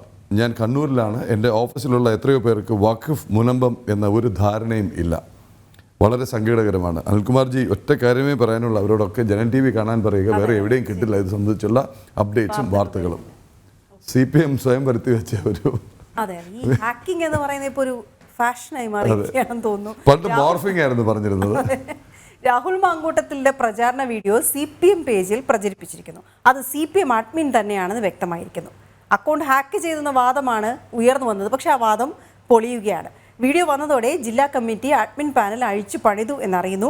പാർട്ടി സംസ്ഥാന നേതൃത്വം ഇത് സംബന്ധിച്ച വിവരങ്ങൾ തേടിയിട്ടും പക്ഷെ പരാതി നൽകിയിട്ടില്ല. മിഥുൻ മുരളി ചേരുന്നുണ്ട് വിവരങ്ങളുമായി. മിഥുൻ, ഇത് ഹാക്കിംഗ് ആണെന്നും ഇത് സംബന്ധിച്ച് പരാതി നൽകുമെന്നും ജില്ലാ സെക്രട്ടറി തന്നെ പറഞ്ഞിരുന്നതാണ്. ഇപ്പോൾ എങ്ങനെ അടവ് മാറ്റി ഇത് ഹാക്ക് ചെയ്തതല്ല അപ്ലോഡ് ചെയ്തത് തന്നെയാണ് എന്ന് വ്യക്തമായിരിക്കുകയാണോ മിഥുൻ മുരളി? പ്രചരിച്ചത് ഹാക്കിംഗ് എന്നായിരുന്നു. ഈ സംഭവം ഉണ്ടായി തൊട്ട് പിന്നാലെ ജില്ലാ സെക്രട്ടറി KP ഉദയഭാനു ഇന്നലെ പ്രതികരിച്ചത്. പക്ഷേ ഇപ്പോൾ പാർട്ടി തിരിച്ചറിഞ്ഞിട്ടുണ്ട് ഇത് ഹാക്കിംഗ് ആണ് എന്നുള്ളത് തിരിച്ചറിഞ്ഞു. പക്ഷേ അത് പാർട്ടിക്കുള്ളിൽ നിന്നുള്ള ഹാക്കിംഗ് ആണ്. അഡ്മിൻ അറിഞ്ഞുകൊണ്ട് പാർട്ടിക്കുള്ളിൽ നിന്ന് ഹാക്ക് ചെയ്തിരിക്കുന്ന ഒരു സംഭവമാണ് ഇപ്പോൾ ഉണ്ടായിരിക്കുന്നതെന്ന് പാർട്ടി തിരിച്ചറിഞ്ഞിട്ടുണ്ട്. അഡ്മിന്മാരിൽ ഒരാൾ തന്നെയാണ് രാഹുൽ മാങ്കൂട്ടത്തിന്റെ പ്രചരണ വീഡിയോ അപ്ലോഡ് ചെയ്തത് എന്ന് പാർട്ടി കണ്ടെത്തിയിട്ടുണ്ട്. പാർട്ടി ഒരു ആഭ്യന്തര അന്വേഷണം ഇതേപ്പറ്റി വിശദമായി തന്നെ നടത്തിയിരുന്നു. സമൂഹ മാധ്യമ അക്കൗണ്ടുകളുടെ ചുമതലയുള്ളവരാണ് ഇതേപ്പറ്റി കഴിഞ്ഞ 2 ദിവസമായിട്ട് വിശദമായിട്ടുള്ള അന്വേഷണം നടത്തിയത്. ഈ അന്വേഷണത്തിലാണ് വീഡിയോ അപ്ലോഡ് ചെയ്തത് ഈ പേജിന്റെ അഡ്മിന്മാരിൽ ഒരാൾ തന്നെയാണ് എന്നുള്ള കാര്യം തിരിച്ചറിഞ്ഞത്. പക്ഷേ പാർട്ടി പ്രതിരോധത്തിലാണ്. ഈ വീഡിയോ അപ്ലോഡ് ചെയ്തത് പാർട്ടി അഡ്മിൻ തന്നെയാണ് എന്നുള്ള കാര്യം പുറത്തറിഞ്ഞു കഴിഞ്ഞാൽ അത് പാർട്ടിക്ക് വലിയ നാണക്കേടാകും. ഇപ്പോൾ പാർട്ടിയും സൈബർ സംഘവും ഈ വിഷയത്തെ പ്രതിരോധിക്കുന്നത് പുറത്തുനിന്നുള്ള ഹാക്കിംഗ് ആണ് എന്നുള്ള കാര്യം പറഞ്ഞുകൊണ്ടാണ്. ഈ രീതിയിൽ തന്നെ പ്രതിരോധം തീർക്കാനാണ് പാർട്ടി ഇനിയും ഉദ്ദേശിക്കുന്നത്. സൈബർ സംഘവും ഈ രീതിയിൽ തന്നെ പുറത്തുനിന്നുള്ള ഒരു ഹാക്കിംഗ് നടന്നിരിക്കുന്നു എന്നുള്ള കാര്യം പറഞ്ഞുകൊണ്ട് ഈ വിഷയത്തിൽ ഒരു പ്രതിരോധം തീർക്കാനാണ് കഴിഞ്ഞ 2 ദിവസങ്ങളായി ശ്രമിച്ചുകൊണ്ടിരിക്കുന്നത്. ഇന്നലെ പാർട്ടി സെക്രട്ടറി KP ഉദയഭാനു ഈ സംഭവം ഉണ്ടായി തൊട്ട് പിന്നാലെ പറഞ്ഞതും ഇത് തന്നെയാണ്. വ്യാജ പേജാണ് എന്ന് അദ്ദേഹം വാദിക്കുന്നുണ്ടായിരുന്നു. അതുകൂടാതെ ഹാക്കിംഗ് ആണെന്നും കോൺഗ്രസുകാരാണ് ഹാക്ക് ചെയ്തതെന്ന് സംശയിക്കുന്നു എന്നൊക്കെയുള്ള കാര്യം പറഞ്ഞുകൊണ്ടായിരുന്നു ഇതിനെ പ്രതിരോധിക്കാനുള്ള ഒരു ശ്രമം KP ഉദയഭാനു ഇന്നലെ നടത്തിയത്. ഈ കാര്യം തന്നെയായിരിക്കും പറഞ്ഞുകൊണ്ടായിരിക്കും ഇനിയും പ്രതിരോധം തീർക്കാനുള്ള ഒരു ശ്രമം പാർട്ടി സൈബർ സംഘത്തിന്റെ നേതൃത്വത്തിൽ ഇനിയും ഉണ്ടാവുക. അതുകൊണ്ട് തന്നെ ഇപ്പോൾ പാർട്ടി അഡ്മിന്മാരിൽ ഒരാളാണ് ഇങ്ങനെ ഈ വീഡിയോ അപ്ലോഡ് ചെയ്തത് എന്ന് തിരിച്ചറിഞ്ഞിട്ടുണ്ട് എന്ന് പുറത്തറിഞ്ഞു കഴിഞ്ഞാൽ അത് ഈ വലിയ നാണക്കേടുണ്ടാക്കുന്ന ഒരു കാര്യമായതുകൊണ്ട് ഈ അഡ്മിനെതിരെ ഇപ്പോൾ നിലവിൽ നടപടി എടുക്കാൻ പറ്റാത്ത ഒരു സാഹചര്യത്തിൽ പ്രതിസന്ധിയിലായിരിക്കുകയാണ് CPM നേതൃത്വം. ഇയാൾക്കെതിരെ നടപടി എടുത്തു എന്ന് പുറത്തറിഞ്ഞു കഴിഞ്ഞാൽ പാർട്ടിയുടെ ഔദ്യോഗിക പേജിൽ രാഹുൽ മാങ്കൂട്ടത്തിന് പിന്തുണ അറിയിച്ചുകൊണ്ട് പാലക്കാടിന്റെ സ്നേഹവിസ്മയം എന്ന അടിക്കുറിപ്പിൽ നൽകിയിരിക്കുന്ന വീഡിയോ പ്രചരിച്ചു എന്ന് പറയുന്നത് പാർട്ടിക്ക് വലിയ നാണക്കേടുണ്ടാക്കും. അതുകൊണ്ട് തന്നെ ഇയാൾക്കെതിരെ നടപടിയെടുക്കാനും സാധിക്കുന്നില്ല. പക്ഷേ തുടർ നടപടികളുടെ ഭാഗമായിട്ട് പരാതി നൽകാനും സാധിക്കാത്ത അവസ്ഥയുണ്ട്. SP-ക്ക് പരാതി നൽകും എന്നുള്ളതായിരുന്നു ജില്ലാ സെക്രട്ടറി ഇന്നലെ പറഞ്ഞത്. ഉടൻ പരാതി നൽകും എന്നുള്ളതായിരുന്നു. പക്ഷേ ഈ സമയം വരെ 24 മണിക്കൂർ അദ്ദേഹം പ്രതികരിച്ചതിന് ശേഷം പിന്നിട്ടിട്ടും SP-ക്ക് പരാതിയും നൽകിയിട്ടില്ല. പരാതി നൽകി കഴിഞ്ഞാൽ പോലീസ് അന്വേഷണം ഉണ്ടായാൽ അത് കറങ്ങിത്തിരിഞ്ഞ് പാർട്ടി നേതൃത്വത്തിലേക്ക് തന്നെ പാർട്ടി ജില്ലാ കമ്മിറ്റിയിലേക്കും അഡ്മിന്മാരിലേക്കും എത്തും എന്നുള്ളത് കൊണ്ടാണ് ഇതുവരെയും അങ്ങനെ പരാതി നൽകാനും പാർട്ടി തയ്യാറാകാതിരിക്കുന്നത്. എന്തായാലും ഈ കാര്യത്തിൽ കൃത്യമായ മുതലെടുപ്പ് കോൺഗ്രസ് നടത്തുന്നുണ്ട്. PP ദിവ്യ നവീൻ ബാബു വിഷയത്തിൽ പാർട്ടിയുടെ നിലപാടുകൾക്ക് യോജിപ്പില്ലാത്ത ചില അണികൾ പാർട്ടിയെ പ്രതിരോധത്തിലാക്കുന്നതിന് വേണ്ടി ശ്രമിച്ചിരിക്കുന്ന ശ്രമത്തിന്റെ ഭാഗമായിട്ടാണ് ഇങ്ങനൊരു വീഡിയോ പ്രചരിച്ചത് എന്നുള്ള കാര്യങ്ങൾ കോൺഗ്രസ് കൃത്യമായി തന്നെ മുതലെടുപ്പ് നടത്തിക്കൊണ്ട് പറയുന്നുണ്ട്. പത്തനംതിട്ട സ്വദേശിയായ CPM UDF സ്ഥാനാർത്ഥിക്ക് വേണ്ടി CPM പത്തനംതിട്ടയിലെ CPM പ്രചാരണത്തിന് ഇറങ്ങിയിട്ടുണ്ട്, പ്രചാരണം ഏറ്റെടുത്തിട്ടുണ്ട് എന്നാണ് BJP സംസ്ഥാന അധ്യക്ഷൻ K. സുരേന്ദ്രൻ ഈ വിഷയത്തിൽ പ്രതികരിക്കുകയും ചെയ്തത്. CPM UDF ഡീല് പുറത്തായിട്ടുണ്ട് എന്നുള്ളതായിരുന്നു K. സുരേന്ദ്രന്റെ പ്രതികരണം ഇന്നലെ വരികയും ചെയ്തത്. എന്തായാലും ഇപ്പോൾ പാർട്ടി പ്രതിരോധത്തിലാണ്. ഇത് പുറത്തു പറയാൻ പറ്റാത്ത സാഹചര്യം, അഡ്മിൻ തന്നെയാണ് ഇത് അപ്ലോഡ് ചെയ്തതെന്ന് പറയാൻ പറ്റാത്ത സാഹചര്യം, അഡ്മിനെതിരെ നടപടിയെടുക്കാൻ പറ്റാത്ത സാഹചര്യം, SP ക്ക് പരാതി കൊടുക്കുമെന്ന് പറഞ്ഞു. പക്ഷേ ഇതുവരെ പരാതി കൊടുക്കാനും പറ്റാത്ത സാഹചര്യം. പരാതി കൊടുത്താൽ അത് കറങ്ങിത്തിരിഞ്ഞ് പാർട്ടിയിലേക്ക് തന്നെ എത്തുന്നത് കൊണ്ട് ഈ രീതിയിൽ തന്നെ ഇപ്പോൾ ഹാക്കിംഗ്, വ്യാജ പേജ് എന്നൊക്കെ പറഞ്ഞ് പ്രതിരോധം തീർത്തിരിക്കുന്ന ആ സാഹചര്യത്തിൽ തന്നെ ഇനിയും തുടരാനുള്ള നിർദ്ദേശമാണ് പാർട്ടി സൈബർ സഖാക്കൾക്ക് നൽകിയിരിക്കുകയും ചെയ്തിരിക്കുന്നത്. ശരി മിഥുൻ മുരളി, എന്തായാലും പാർട്ടി ഇത് സംബന്ധിച്ച് ഔദ്യോഗികമായി പ്രതികരിക്കുന്നില്ല. ഇപ്പോൾ ജില്ലാ സെക്രട്ടറിയെ ബന്ധപ്പെടാൻ നമ്മൾ ശ്രമിച്ചിരുന്നു, ശ്രീ KP ഉദയഭാനുവിനെ. അദ്ദേഹം പറഞ്ഞത് പോലീസിന് പരാതി നൽകിയിട്ടുണ്ട്, അതിലധികം ഒന്നും ഇപ്പോൾ പറയാനില്ല എന്ന് അദ്ദേഹം പറഞ്ഞ് അവസാനിപ്പിച്ചിരിക്കുകയാണ്. എന്തായാലും മറ്റ് നേതാക്കളുടെ K. സുരേന്ദ്രൻ അടക്കമുള്ളവരുടെ പ്രതികരണവും നമ്മൾ കാര്യത്തിൽ പ്രതീക്ഷിക്കുന്നുണ്ട്. കാര്യം അദ്ദേഹം വളരെ വ്യക്തമായി പറഞ്ഞൊരു കാര്യമാണ്, എല്ലായിടത്തും കൃത്യമായ അന്തർധാരയുണ്ട്. CPM-ഉം കോൺഗ്രസും തമ്മിൽ, അല്ലെങ്കിൽ LDF-ഉം UDF-ഉം തമ്മിൽ ഓരോ സ്ഥലത്തും ആർക്ക് വോട്ട് ചെയ്യണം എന്നുള്ള കാര്യത്തിൽ കൃത്യമായ ധാരണയിലെത്തിയിട്ടുണ്ട്, ഡീൽ ഉണ്ട് എന്നുള്ളതാണ്. അതല്ലെങ്കിൽ ഇത് ആരുടെയെങ്കിലും കുസൃതിയാകും എന്ന് എനിക്ക് കരുതുന്നില്ല. ജില്ലാ കമ്മിറ്റിയുടെ പേജിൽ, CPM-ന്റെ പേജിൽ CPM-ന്റെ അഡ്മിൻ കോൺഗ്രസ് സ്ഥാനാർത്ഥിയുടെ, UDF സ്ഥാനാർത്ഥിയുടെ പ്രചാരണ വീഡിയോ അപ്ലോഡ് ചെയ്തു എങ്കിൽ. ഇനിയൊരു വിദേശ വാർത്തയിലേക്കാണ്. US ജനപ്രതിനിധി സഭയിലെ കേവല ഭൂരിപക്ഷത്തിലേക്ക് അടുത്ത ട്രംപ്. 20 സീറ്റുകളിൽ വോട്ടെണ്ണൽ പൂർത്തിയാകാനുള്ളപ്പോൾ 5 സീറ്റ് കൂടി മതി റിപ്പബ്ലിക്കൻ പാർട്ടിക്ക് ഭൂരിപക്ഷം ഉറപ്പിക്കാൻ. 435 അംഗ സഭയിൽ കേവല ഭൂരിപക്ഷത്തിന് 218 സീറ്റുകളാണ് വേണ്ടത്. 9 സീറ്റുകളിൽ വ്യക്തമായ മേൽക്കൈ റിപ്പബ്ലിക്കൻ പാർട്ടിക്കുണ്ട്. ഐസൻ ജോസ് ചേരുന്നു. ഐസൻ, ഗുഡ് മോർണിംഗ്, നമസ്തേ. എന്താണ് ഏറ്റവും പുതിയ വിവരങ്ങൾ? US ജനപ്രതിനിധി സഭയിലും സെനറ്റിന് പിന്നാലെ ട്രംപ് ആധിപത്യം ഉറപ്പിക്കുകയാണ്. ട്രംപിന്റെ പോപ്പുലർ വോട്ട് കൃത്യമായി ഭൂരിപക്ഷത്തിലെത്തുന്നു. ട്രംപിന്റെ ഇലക്ടറൽ കോളേജ് സീറ്റുകൾ 312 നിൽക്കുന്നു. 300 കഴിയും എന്ന് അന്ന് തന്നെ ജനം TV പറഞ്ഞിരുന്നതാണ്. അവിടെ അതുവരെയുള്ള ട്രെൻഡുകൾ കണ്ടിട്ട് ഇപ്പോൾ ഇത് ജനപ്രതിനിധി സഭയിലും വ്യക്തമായ ഭൂരിപക്ഷത്തിലേക്ക് അടുക്കുന്നു, സർവാധിപത്യത്തിലേക്ക് നീങ്ങുകയാണ് അല്ലേ ഐസൻ? തീർച്ചയായും പ്രദീപ്, സർവാധിപത്യത്തിലേക്ക് നീങ്ങുന്നു എന്ന് തന്നെ നമുക്ക്, ജനാധിപത്യപരമായ ഒരു സർവാധിപത്യത്തിലേക്ക് നീങ്ങുന്നു എന്ന് തന്നെ നമുക്ക് പറയാൻ സാധിക്കുന്നു എന്ന് തന്നെയാണ് യാഥാർത്ഥ്യം. നമുക്ക് അറിയാവുന്നതാണ്, 435 സീറ്റുകളാണ് US ഹൗസ് ഓഫ് റെപ്രസെന്റേറ്റീവ്സിലുള്ളത്. ഈ 435-ൽ 218 സീറ്റുകൾ ലഭിക്കുന്നതോടെ കേവല ഭൂരിപക്ഷം ഉറപ്പാക്കാൻ സാധിക്കും. അത്തരത്തിൽ കേവല ഭൂരിപക്ഷത്തിന് ഇനി 5 സീറ്റുകളുടെ ദൂരം മാത്രമാണ് ഡൊണാൾഡ് ട്രംപിന്റെ റിപ്പബ്ലിക്കൻ പാർട്ടിക്കുള്ളത് എന്നത് ഏറ്റവും പ്രാധാന്യം അർഹിക്കുന്ന ഒരു ഘടകം. ഈ 218-ലേക്ക് മുന്നോട്ട് പോകുന്ന സാഹചര്യത്തിൽ 20ഓളം സീറ്റുകളുടെ റിസൾട്ടുകൾ വരാനുണ്ട്. അല്പസമയത്തിനകം 2 സീറ്റുകളുടെ കൂടി റിസൾട്ടുകൾ പുറത്തു വരുമെന്ന വിവരങ്ങളും പുറത്തു വരുന്നുണ്ട്. 20ഓളം സീറ്റുകളുടെ റിസൾട്ട് പുറത്തു വരാനിരിക്കുമ്പോൾ കൃത്യമായ ലീഡ് നേടി, അല്ലെങ്കിൽ 9 സീറ്റുകളിൽ വ്യക്തമായ ലീഡ് നേടിക്കൊണ്ട് തന്നെയാണ് റിപ്പബ്ലിക്കൻ പാർട്ടിയുടെ മുന്നേറ്റവും നടക്കുന്നത്. അതുകൊണ്ട് തന്നെ വീണ്ടും ആധിപത്യം സ്ഥാപിക്കും എന്ന കൃത്യമായ ഒരു നിഗമനത്തിലേക്ക്, 218 കടക്കും എന്ന നിഗമനത്തിലേക്ക് തന്നെ നമുക്ക് പ്രാഥമികമായി എത്തിച്ചേരാവുന്നതാണ് എന്ന് തന്നെയാണ് മനസ്സിലാക്കാൻ സാധിക്കുന്നത്. നമുക്കറിയാവുന്നതാണ്, US പ്രതിനിധി സഭയിലും സെനറ്റിലും അതുപോലെ തന്നെ പ്രസിഡൻഷ്യൽ തെരഞ്ഞെടുപ്പിലും ഒരു അജയ്യമായ തേരോട്ടം തന്നെയാണ് ട്രംപ് നടത്തിയത്. ഇതിൽ നിന്നും മറ്റു ചില കാര്യങ്ങൾ കൂടി നമുക്ക് വായിച്ചെടുക്കാൻ സാധിക്കും. ഇന്നലെ രാത്രിയും കഴിഞ്ഞ ദിവസവുമെല്ലാമായി ട്രംപ് നടത്തിയ പല പ്രസ്താവനകളുണ്ട്, ഔദ്യോഗികമായി നടത്തിയ പ്രസ്താവനകളുണ്ട്. 10 ഭരണ പരിഷ്കരണ പരിപാടികൾ അല്ലെങ്കിൽ ഭരണ നയ പരിപാടികളുണ്ട്. അതുപോലെ തന്നെ മറ്റൊരു പ്രധാന വിഷയം കൂടി എടുത്തു പറയേണ്ടത് നമുക്കറിയാവുന്നതാണ്, കുടിയേറ്റ വിഷയം. നമുക്ക് നേരത്തെ തന്നെ അറിയാവുന്നതാണ്, കുടിയേറ്റ വിഷയത്തിൽ ഏറെ ഗൗരവമായ നിലപാട് ട്രംപിന്റെ ഭാഗത്തു നിന്നുണ്ടായിരുന്നു. അത്തരത്തിൽ അനധികൃതമായി കുടിയേറി അമേരിക്കയിൽ എത്തുന്ന ദമ്പതികൾക്ക്, അമേരിക്കയിൽ ജനിക്കുന്ന കുട്ടിക്ക് സ്വാഭാവികമായും അമേരിക്കൻ പൗരത്വം ലഭിക്കുന്ന ഒരു സംവിധാനമുണ്ട്. ഈ സംവിധാനം ഇനി നടപ്പാക്കാൻ തയ്യാറല്ല, അത് അവസാനിപ്പിക്കാൻ ഒരു എക്സിക്യൂട്ടീവ് ഓർഡർ പുറപ്പെടുവിക്കും അധികാരത്തിലെത്തുന്ന അന്ന് തന്നെ എന്ന് വളരെ കൃത്യമായി ട്രംപ് പറയുകയും ചെയ്തിരുന്നു. അതെല്ലാം തന്നെ വാർത്തകളായി പുറത്തു വരികയും ചെയ്തു. ഇത്തരത്തിലുള്ള നീക്കങ്ങൾ അദ്ദേഹം നടത്തുമ്പോൾ സ്വാഭാവികമായും മറ്റു സഭകളിൽ, ഇത്തരത്തിലുള്ള റെപ്രസെന്റേറ്റീവ് ഹൗസിലും സെനറ്റിലും അതുപോലെ തന്നെ ഫെഡറൽ ഹൗസുകളിലും എല്ലാം തന്നെ കൃത്യമായ ഒരു മേൽക്കൈ ട്രംപ് നേടുകയാണെങ്കിൽ തീർച്ചയായും അത്തരത്തിലുള്ള അമേരിക്ക നേരിടുന്ന കുടിയേറ്റക്കാരുടെ വിഷയങ്ങളിലെ പരമപ്രധാനമായ പല വിഷയങ്ങളും കൈകാര്യം ചെയ്യാൻ സാധിക്കുമെന്ന് തന്നെയാണ് പ്രതീക്ഷിക്കുന്നത്. അത് തന്നെയാണ് ഇത്തരത്തിൽ ഈ ഹൗസ് ഓഫ് റെപ്രസെന്റേറ്റീവ്സ് ആയാലും സെനറ്റ് ആയാലും അത്തരത്തിലുള്ള സഭകളിൽ അദ്ദേഹം നേടുന്ന ഭൂരിപക്ഷത്തിന്റെ, അദ്ദേഹത്തിന്റെ പാർട്ടി നേടുന്ന ഭൂരിപക്ഷത്തിന്റെ നേട്ടമായി വരിക. കേവലമായി ഒരു വ്യാഖ്യാനം, പ്രചരണ വേളകളിൽ പറയുന്ന എന്തെങ്കിലും വാഗ്ദാനം എന്നതിനപ്പുറം പ്രചരണ വേളകളിൽ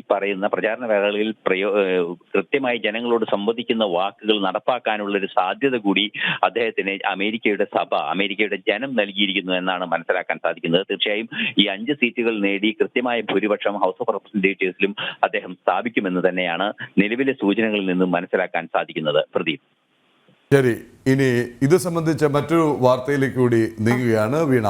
ട്രംപ് തെരഞ്ഞെടുക്കപ്പെട്ടതിനെ ഭയക്കുന്ന രാജ്യങ്ങളുടെ പട്ടികയിൽ ഭാരതം ഇല്ല എന്ന് വിദേശകാര്യമന്ത്രി എസ് ജയശങ്കർ വ്യക്തമാക്കിയിരിക്കുന്നു. ട്രംപിന്റെ വിജയത്തിന് അഭിനന്ദനങ്ങൾ അറിയിച്ച ആദ്യ 3 ലോക നേതാക്കളിൽ ഒരാൾ പ്രധാനമന്ത്രി നരേന്ദ്രമോദിയായിരുന്നു. പ്രധാനമന്ത്രി അധികാരമേൽക്കുമ്പോൾ ഒബാമയായിരുന്നു പ്രസിഡന്റ്. പിന്നീട് ട്രംപും ബൈഡനും വന്നു. മികച്ച ബന്ധം തുടരുകയും ചെയ്തു. ചില രാജ്യങ്ങൾ ട്രംപിന്റെ തെരഞ്ഞെടുപ്പിൽ അസ്വസ്ഥരാണ്. പക്ഷേ നരേന്ദ്രമോദി ട്രംപിനെ വിശേഷിപ്പിച്ചത് സുഹൃത്ത് എന്നാണെന്നും എസ് ജയശങ്കർ പറഞ്ഞു. കേൾക്കാം. Prime Minister was among the first 3 calls, I think, that President Trump took. And look, India, Prime Minister Modi has actually built rapport across multiple presidents. When he first came to DC, Obama was the president, then it was Trump, then it was Biden. So, for him, there's something natural in terms of how he forges those relationships. So that's helped hugely. And I think, the changes in India have helped as well. I know today a lot of countries are nervous about the US, okay? Let's be honest about it. We are not one of them. Yes, Aison Jose ചേരുന്നു വിവരങ്ങളുമായി. ഐസൺ, ഇത് ഈ American president തിരഞ്ഞെടുപ്പ് ലോകത്തൊന്നാകെ ബാധിക്കുന്ന ഒരു സാഹചര്യത്തിൽ ചില നിലപാടുകൾ വ്യക്തമായി പറയേണ്ടതുണ്ട്. അത് വ്യക്തമായി വിദേശകാര്യമന്ത്രി പറയുകയും ചെയ്തിരിക്കുന്നു, ലോകത്തെ അറിയിച്ചിരിക്കുന്നു. അദ്ദേഹത്തിന്റെ വാക്കുകളുടെ വിശദാംശങ്ങൾ എന്താണ്? തീർച്ചയായും വീണ, ഏറ്റവും പ്രധാനമായ വിശദാംശം അല്ലെങ്കിൽ ട്രംപിന്റെ തെരഞ്ഞെടുക്കപ്പെട്ടതിൽ എസ് ജയശങ്കറിന്റെ നിലപാട് സംബന്ധിച്ച ഏറ്റവും വ്യക്തമായ ഒരു ഉത്തരം ഇപ്പോൾ നമുക്ക് ലഭിക്കുന്നുണ്ട്. ആ ഉത്തരം തന്നെയാണ് അവസാനമായി അദ്ദേഹം പറഞ്ഞു വെച്ച വാക്കുകൾ. ചില രാജ്യങ്ങളെങ്കിലും ട്രംപിന്റെ തെരഞ്ഞെടുപ്പിൽ ഭയചകിതരാണ്, അല്ലെങ്കിൽ ഒരു മാനസിക സമ്മർദ്ദം അനുഭവിക്കുന്നവരാണ് എങ്കിൽ ഭാരതം അക്കൂട്ടത്തിലില്ല എന്ന് വളരെ കൃത്യമായി അദ്ദേഹം പറയുന്നു. ബാക്കിയെല്ലാം തന്നെ ഭാരതവും അമേരിക്കയുമായുള്ള ബന്ധത്തിൽ നരേന്ദ്രമോദി സൃഷ്ടിച്ച ആ ഒരു മികച്ച ബന്ധം സംബന്ധിച്ചും അദ്ദേഹം വിശദീകരിക്കുകയായിരുന്നു. അത് വസ്തുതാപരമായ അദ്ദേഹത്തിന്റെ വിശദീകരണങ്ങളാണ് അദ്ദേഹം നൽകുന്നത്. ഈ കേവലം 1 മിനിറ്റിൽ മറുപടിയിൽ അദ്ദേഹം കൃത്യമായ വസ്തുതകളാണ് മുന്നോട്ട് വെക്കുന്നത്. അധികാരത്തിലെത്തുമ്പോൾ 2014 അധികാരത്തിലെത്തുമ്പോൾ ബറാക് ഒബാമയായിരുന്നു, പിന്നീട് ട്രംപ് വന്നു, പിന്നീട് ബൈഡൻ വന്നു. ഇത്തരത്തിൽ ഓരോ പ്രസിഡന്റുമാർ വരുമ്പോഴും അവരോടെല്ലാം തന്നെ മികച്ച സൗഹൃദം പുലർത്താൻ പ്രധാനമന്ത്രി നരേന്ദ്രമോദിക്കായിരുന്നു. ഏറ്റവും പ്രധാനമായി എടുത്തു പറയേണ്ടത് കഴിഞ്ഞ വർഷം നടന്ന അമേരിക്കൻ സ്റ്റേറ്റ് വിസിറ്റ് ഉൾപ്പെടെ, അതായത് നമുക്ക് ഇന്നോട് അറിയാവുന്നതാണ്, നിരവധിയായ ധാരണകൾ ഇരു രാജ്യങ്ങളും തമ്മിലുണ്ടായിരുന്നു. അത് ബയോഫ്യൂവൽ അലയൻസ്, അത്തരത്തിലുള്ള നിരവധിയായ വിഷയങ്ങളിൽ ഭാരതവും അമേരിക്കയുമായി മികച്ച ബന്ധം സ്ഥാപിക്കുന്നതിനുള്ള നടപടികൾ ഉണ്ടാകുന്നു. അതിൽ ഏറ്റവും പ്രധാനപ്പെട്ടത് തീവ്രവാദ വിരുദ്ധ സഖ്യം രൂപീകരിക്കുന്നതിലുള്ള നിർണായകമായൊരു നീക്കമാണ്. തീവ്രവാദ വിരുദ്ധ സഖ്യത്തിൽ ഇരു രാജ്യങ്ങളും ഒന്നായി നിലനിൽക്കുന്നു എന്ന് തന്നെയാണ് അദ്ദേഹം പറഞ്ഞതിന്റെ ഏറ്റവും അടിസ്ഥാനപരമായ കാമ്പ്. കാരണം നമുക്കറിയാവുന്നതാണ്, തീവ്രവാദികൾക്ക് പിന്തുണ നൽകുന്ന നിലപാടുള്ള രാജ്യങ്ങളാണ് ഇത്തരത്തിൽ ഭയക്കുന്നത് എന്ന് തന്നെയാണ് വളരെ ഇൻഡയറക്റ്റ് ആയി അദ്ദേഹം പറഞ്ഞു വെച്ചിരിക്കുന്നത് എന്നാണ് ഈ അദ്ദേഹത്തിന്റെ പ്രസ്താവന ശ്രദ്ധിക്കുമ്പോൾ മനസ്സിലാക്കാൻ സാധിക്കുന്നത്. തീർച്ചയായും അത് കാനഡയെ സംബന്ധിച്ചിടത്തോളം ഒരു മുന്നറിയിപ്പ് കൂടിയാണ് എന്നതും ഒരു യാഥാർത്ഥ്യമാണ്. നമുക്കറിയാവുന്നതാണ്, കാനഡയിലെ ഖാലിസ്ഥാൻ ഭീകരരെല്ലാവരും തന്നെ ഒരു ഭയന്ന ഒരു സാഹചര്യം തെരഞ്ഞെടുപ്പുമായി ബന്ധപ്പെട്ടുണ്ടായിരുന്നു. അതും ഈ പ്രതികരണത്തോടൊപ്പം ചേർത്ത് വായിക്കേണ്ടതാണ്. വളരെ കൃത്യമായ ഭീതി നിറഞ്ഞ പ്രതികരണം വന്നത് തീർച്ചയായിട്ടും കാനഡയിൽ നിന്ന് തന്നെയാണ്. അത് തന്നെ ഖാലിസ്ഥാൻവാദികളെ പിന്തുണയ്ക്കുന്നവരിൽ നിന്ന് തന്നെയാണ്. ജഗ്മീത് സിംഗ് ആണ് ആദ്യം ആ ആശങ്ക പങ്കുവച്ചത്. അതൊക്കെ മുന്നിൽ കണ്ടു തന്നെയാണ് ജയശങ്കർ ഈ കൃത്യമായ മറുപടി നൽകിയിരിക്കുന്നത്.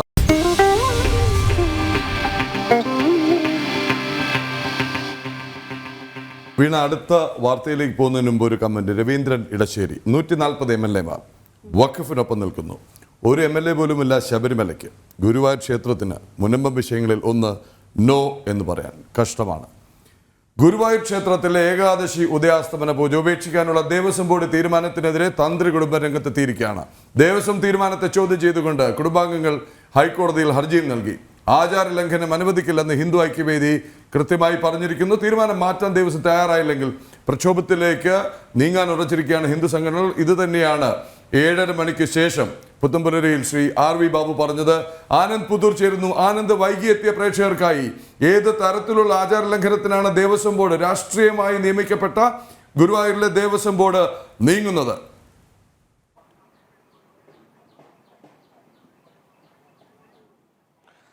അതായത് ഗുരുവായൂർ പ്രതിഷ്ഠാ ദിനത്തിൽ നടത്തുന്ന ഗുരുവായൂർ ഏകാദശി വിശ്വപ്രസിദ്ധമാണ്. അതേ ദിവസം തന്നെയാണ് അവിടെ ഉദയാസ്തമന പൂജ നടക്കാറുള്ളതും. സ്വാഭാവികമായും ഈ ഏകാദശി ദിനത്തിൽ നടക്കേണ്ട ഈ ഉദയാസ്തമന പൂജ തുലാമാസത്തിലേക്ക്, വൃശ്ചിക മാസത്തിൽ നടക്കേണ്ട ഈ പൂജ തുലാമാസത്തിലേക്ക് മാറ്റാനുള്ള തീരുമാനത്തിലേക്കാണ് ദേവസ്വം എത്തിയിരിക്കുന്നതെന്നാണ് വളരെ അപകടകരമായിട്ടുള്ള ഒരു വാർത്ത പുറത്തു വരുന്നത്. ഈ ഒരു തീരുമാനത്തിനെതിരെ, ദേവസ്വത്തിന്റെ ഈ ഒരു തീരുമാനത്തിനെതിരെ തന്ത്രി കുടുംബങ്ങൾ തന്നെ കോടതിയിൽ ഹർജി കൊടുത്തിരിക്കുകയാണ്. ഹൈക്കോടതി ഈ വിഷയവുമായി ബന്ധപ്പെട്ടുകൊണ്ട് ഈ ദേവസ്വത്തിനോട് വിശദീകരണം, അതായത് സത്യവാങ്മൂലം നൽകാൻ വേണ്ടി നിർദ്ദേശിച്ചിട്ടുണ്ട്. അപ്പോൾ ഈ ക്ഷേത്ര സംരക്ഷണ സമിതി അടക്കമുള്ളവർ പറയുന്നത് ഒരു തന്ത്രി കുടുംബത്തിനെ ഈ ക്ഷേത്രത്തിന്റെ കാര്യങ്ങൾ ആചാരലംഘനം വരുമ്പോൾ കോടതിയെ സമീപിക്കേണ്ട ഗതികേടിലേക്ക് എത്തുന്നു തന്നെയാണ്. കഴിഞ്ഞ ദിവസം അത് തന്നെയാണ് ആ തന്ത്രി കുടുംബത്തിലെ സതീശൻ തിരുമേനി നമ്മളോട് വ്യക്തമാക്കിയത്. അത്തരത്തിൽ കോടതി കയറേണ്ട ഒരു ആചാരം നടക്കുന്നത് തുടർന്ന് പതിറ്റാണ്ടുകളായി നടന്നുകൊണ്ടിരിക്കുന്ന, ഒരുപക്ഷെ ഒരു നൂറ്റാണ്ടിലധികമായി അവിടെ നടക്കുന്ന ഈ ഒരു പൂജ ഒറ്റ ദിവസം കൊണ്ട് അല്ലെങ്കിൽ ഒരു തീരുമാനത്തിന് മുകളിൽ അത് മാറ്റാൻ വേണ്ടി തീരുമാനിക്കുന്നു. വളരെ ലളിതമായി പറഞ്ഞാൽ ഈ ശബരിമലയിൽ നടക്കുന്ന മകരവിളക്ക് അത് മകരമാസത്തിൽ നിന്ന് മറ്റൊരു മാസത്തിലേക്ക് മാറിക്കഴിഞ്ഞാൽ എങ്ങനെയായിരിക്കും സ്ഥിതി? ആ ആചാരത്തിന് സംഭവിക്കുന്ന ഒരു പ്രശ്നം അല്ലെങ്കിൽ ഒരു വിഘാതം അത് തന്നെയാണ് ഒരുപക്ഷെ ഇവിടെ സംഭവിക്കാൻ വേണ്ടി പോകുന്നത് എന്നാണ് അവിടുത്തെ ഭക്തജനങ്ങൾ പറയുന്നത്. അപ്പോൾ വളരെയധികം ആശങ്കയിലാണുള്ളത്. ഈ ഒരു കാരണം, അതായത് ഇതുമായി ബന്ധപ്പെട്ടുകൊണ്ട് പൂജ മാറ്റാനുള്ള കാരണമായി ദേവസ്വം ബോർഡ് പറയുന്ന പ്രധാനപ്പെട്ട കാര്യം, ഈ ഉദയാസ്തമന പൂജ നടക്കുന്ന സമയത്ത് 5 തവണയോളം ഏതാണ്ട് നടയടക്കേണ്ട ഒരു സാഹചര്യമുണ്ട്. അതുകൊണ്ട് ഈ ഭക്തജനങ്ങൾക്ക് ബുദ്ധിമുട്ടുണ്ടാകാതിരിക്കാൻ വേണ്ടിയാണ് ഇത്തരത്തിൽ മാറ്റുന്നത് എന്നാണ് പറയുന്നത്. അപ്പോൾ അവിടെ ഉയരുന്ന ഒരു ചോദ്യമുണ്ട്, അവിടെ ചോദിക്കുന്ന ഒരു ചോദ്യമുണ്ട്, അവിടുത്തെ ജീവനക്കാരും ഭക്തരൊക്കെ ചോദിക്കുന്ന ഒരു ചോദ്യം, ഇത്തരത്തിൽ ക്ഷേത്രത്തിനകത്തെയുള്ള ചടങ്ങുകൾ എന്തിന്റെ അടിസ്ഥാനത്തിലാണ് മാറ്റുന്നത് എന്നുള്ളതാണ് ചോദ്യം വരുന്നത്. അത് തന്നെയാണ് ഇവിടെ പ്രധാനമായിട്ടുള്ള ഒരു ചോദ്യമായി നിൽക്കുന്നു. മൊത്തത്തിൽ ഭക്തജന തിരക്കുകളുണ്ടെങ്കിൽ അതുമായി ബന്ധപ്പെട്ടുകൊണ്ടുള്ള ക്രമീകരണങ്ങൾ ദേവസ്വം നടത്താൻ തയ്യാറാവണം. അതുമായി ബന്ധപ്പെട്ടുള്ള ചർച്ചകൾ നടത്തിക്കൊണ്ട് ഭക്തജനങ്ങൾക്ക് തൊഴുവാനുള്ള കൃത്യമായിട്ടുള്ള തീരുമാനങ്ങളും അതുമായി ബന്ധപ്പെട്ടുകൊണ്ടുള്ള കാര്യങ്ങൾ നടപ്പിലാക്കേണ്ടത് ദേവസ്വത്തിന്റെ ഉത്തരവാദിത്തമാണ്. അത്തരത്തിൽ ഈ ഭക്തജനങ്ങൾ തിരക്ക് ആരോപിച്ചുകൊണ്ട് ക്ഷേത്രത്തിനകത്തെ ഒരു ആചാരം, നൂറ്റാണ്ടുകളായി നടക്കുന്ന ഒരു ആചാരത്തെ മാറ്റി സ്ഥാപിക്കാനുള്ള ഈ ശ്രമം എന്തിനു വേണ്ടിയാണ് എന്നുള്ളതാണ് പ്രധാനമായി ഉയർന്ന ചോദ്യം. മാത്രമല്ല ശ്രീ ശങ്കരാചാര്യരാണ് ആ ക്ഷേത്രത്തിലെ പൂജാവിധികൾ ചിട്ടപ്പെടുത്തിയിട്ടുള്ളത്. ഏതാണ്ട് 2000 വർഷങ്ങൾക്ക് മുമ്പാണത് നടന്നിട്ടുള്ളൂ എന്നാണ് നമുക്ക് അറിയാൻ വേണ്ടി സാധിക്കുന്നത്. അപ്പോൾ അദ്ദേഹം ഈ വൃശ്ചികമാസത്തിലെ ഈ ശുക്ലപക്ഷത്തിൽ ആ ദിവസം നടത്തുന്ന ആ ഒരു പൂജ, ഉദയാസ്തമന പൂജ പതിറ്റാണ്ടുകളായി നടന്നു വന്നുകൊണ്ടിരിക്കുന്നതാണ്. ആ ഒരു പൂജ, ആ ഒരു ആചാരത്തിനാണ് ഇപ്പോൾ ഇവിടെ ലംഘനം സംഭവിക്കാൻ വേണ്ടി പോകുന്നത്. ഏതൊരു കാരണവശാലും ഈ ഒരു തീരുമാനത്തിൽ അംഗീകരിക്കുന്നില്ല എന്നാണ് തന്ത്രി കുടുംബങ്ങൾ പറയുന്നത്. അതുമായി ബന്ധപ്പെട്ടുകൊണ്ട് അതുകൊണ്ടാണ് കോടതിയിൽ അവർ പോകാൻ വേണ്ടി സാധിക്കുന്നത്. അപ്പോൾ നമ്മൾ മനസ്സിലാക്കേണ്ടത്, ഒരു ക്ഷേത്രത്തിലെ തന്ത്രി കുടുംബത്തിനെ ആചാരം ലംഘിക്കാതിരിക്കാൻ വേണ്ടി കോടതി കയറി ഇറങ്ങേണ്ട ഒരു സാഹചര്യം ഉണ്ടാവുന്നതാണ്. മറ്റൊരു ഗുരുതരമായിട്ടുള്ള ആരോപണം ഈ ഹൈന്ദവ സംഘടനകൾ ഉന്നയിക്കുന്നത്, ഇത്തരത്തിലൊരു തീരുമാനം ദേവസ്വത്തിന് എടുക്കുമ്പോൾ സ്വാഭാവികമായും അതുമായി ബന്ധപ്പെട്ടുകൊണ്ടുള്ള പ്രശ്നവിധി നടത്തുന്നത് മുഖമണ്ഡപത്തിലായിരിക്കണം. അതുമായി ബന്ധപ്പെട്ടുകൊണ്ട് ആചാര്യന്മാരുടെ എല്ലാം സാന്നിധ്യത്തിൽ പരസ്യമായി കൊണ്ട് വേണം ഇത്തരത്തിലൊരു തീരുമാനത്തിലേക്ക് എത്താൻ. പക്ഷേ ഇത് രഹസ്യമായി ഒരു ഒറ്റരാശി പ്രശ്നത്തിലൂടെ ദേവസ്വം ഓഫീസുകളിൽ വെച്ച് നടത്തി എന്നാണ് ക്ഷേത്ര സംരക്ഷണ സമിതി അടക്കമുള്ള സംഘടനകളുടെ പ്രധാനപ്പെട്ട ഒരു ആരോപണം. അപ്പോൾ ഇതും ഒരു ആചാരലംഘനവുമായി ബന്ധപ്പെട്ടുകൊണ്ടുള്ള വിഷയമുണ്ടെന്ന് ഹൈന്ദവ സംഘടനകൾ ചൂണ്ടിക്കാണിക്കുന്നുണ്ട്. എന്തായാലും ഇതിന്റെ ഒരു ചരിത്രത്തിലേക്ക് പോവുകയാണെങ്കിൽ, വളരെ പണ്ട് തന്നെ അത്തരത്തിലുള്ള രാജകൊട്ടാരത്തിന്റെ ഭാഗമായി കൊണ്ടാണ് ഈ ഒരു ഉദയാസ്തമന പൂജ നടത്തിയിരുന്നത്. അതായത് ചിറളയം രാജകുടുംബമാണിത് കാലങ്ങളായി നടത്തിക്കൊണ്ടുവന്നിരുന്നത്. പിന്നീട് ഇവരിത് ദേവസ്വത്തിനെ കൈമാറുകയായിരുന്നു. ഈ ഉദയാസ്തമന പൂജ ഈ ചിറളയം രാജകുടുംബം നടത്തുമ്പോൾ തന്നെ ചരിത്രത്തിന്റെ ചില വസ്തുതകൾ പറയുന്ന പ്രധാനപ്പെട്ട ഒരു കാര്യം എന്ന് പറയുന്നത്, സാമൂതിരി കുടുംബം ഇത്തരത്തിൽ ഈ പൂജ നടത്തുന്നത് തടഞ്ഞുകൊണ്ട് അത് തട്ടിയെടുക്കാനുള്ള ചില ശ്രമങ്ങൾ നടത്തിയെന്ന് അവിടുത്തെ ആളുകൾ പറയുന്നുണ്ട്. പക്ഷെ അതിനെല്ലാം സാഹസികമായി മറികടന്നുകൊണ്ടാണ് ആ ചിറളയം രാജകുടുംബം ആ പൂജ ആ കാലത്ത് പണ്ടുകാലം മുതലേ നടത്തി വരുന്നതെന്നാണ് പൊതുവെ അവിടെ പറയപ്പെടുന്നത്. അപ്പോൾ വളരെ നൂറ്റാണ്ടുകൾക്ക് മുമ്പ് തന്നെ അത്തരത്തിലൊരു വിഷയം അവിടെ ഉണ്ടായിരുന്നു. അതിനെല്ലാം മറികടന്നുകൊണ്ട് ഒരു കുടുംബം ഈ ഉദയാസ്തമന പൂജ എന്ത് വന്നാലും ജീവൻ വരെ പോലും പണയപ്പെടുത്തിക്കൊണ്ട് നടത്തിക്കൊണ്ടുപോകുന്ന ഒരു സാഹചര്യം ഉണ്ടാവുന്നു. തുടർന്ന് ഈ ചുമതലകളെല്ലാം ദേവസ്വം ബോർഡിനെ ഏൽപ്പിക്കുന്നു. ആ ദേവസ്വം ബോർഡ് നടത്തിക്കൊണ്ട് ഏതാണ്ട് 70 മുതലാണ് ദേവസ്വം ബോർഡ് ഈ പൂജ നടത്തി തുടങ്ങിയത്. 2023 വരെ കൃത്യമായി നടത്തുന്നു. പക്ഷേ 2024 അത്തരത്തിൽ ആ പൂജ അവിടുന്ന് മാറ്റാനുള്ള ഒരു തീരുമാനത്തിലേക്ക് എത്തുന്നു. അപ്പോൾ ഇതിനെതിരെ പ്രതിഷേധം ശക്തമാണ്. യാതൊരു കാരണവശാലും ഇത്തരത്തിലുള്ള ആചാര ലംഘനത്തിന് അനുവദിക്കില്ല എന്ന് തന്നെയാണ് ഹൈന്ദവ സംഘടനകൾ പറയുന്നത്. റൈറ്റ്. ആനന്ദ് പുത്തൂരാണ് ആചാര ലംഘനത്തിനൊരുങ്ങുന്ന ദേവസ്വം ബോർഡിനെതിരായ ജനവികാരം, തന്ത്രി കുടുംബത്തിലെ വികാരം, ഹൈന്ദവ സംഘടനകളുടെ വികാരം സംബന്ധിച്ച് റിപ്പോർട്ട് ചെയ്തത്. ഇതിന്റെ തുടർ വിവരങ്ങൾ ഉണ്ടാകും ഇന്ന് ലൈവ് റിപ്പോർട്ട്സിലും തുടർന്നുള്ള ബുള്ളറ്റിനുകളിലും. നമുക്കിനി പുത്തൻപുലരിയുടെ അവസാന നിമിഷങ്ങളിലേക്ക് കടക്കുമ്പോൾ മനോഹരമായ ചില കായിക കാഴ്ചകളിലേക്ക് നീങ്ങേണ്ടതുണ്ട് അല്ലേ വീണ? കായിക മാമാങ്കം.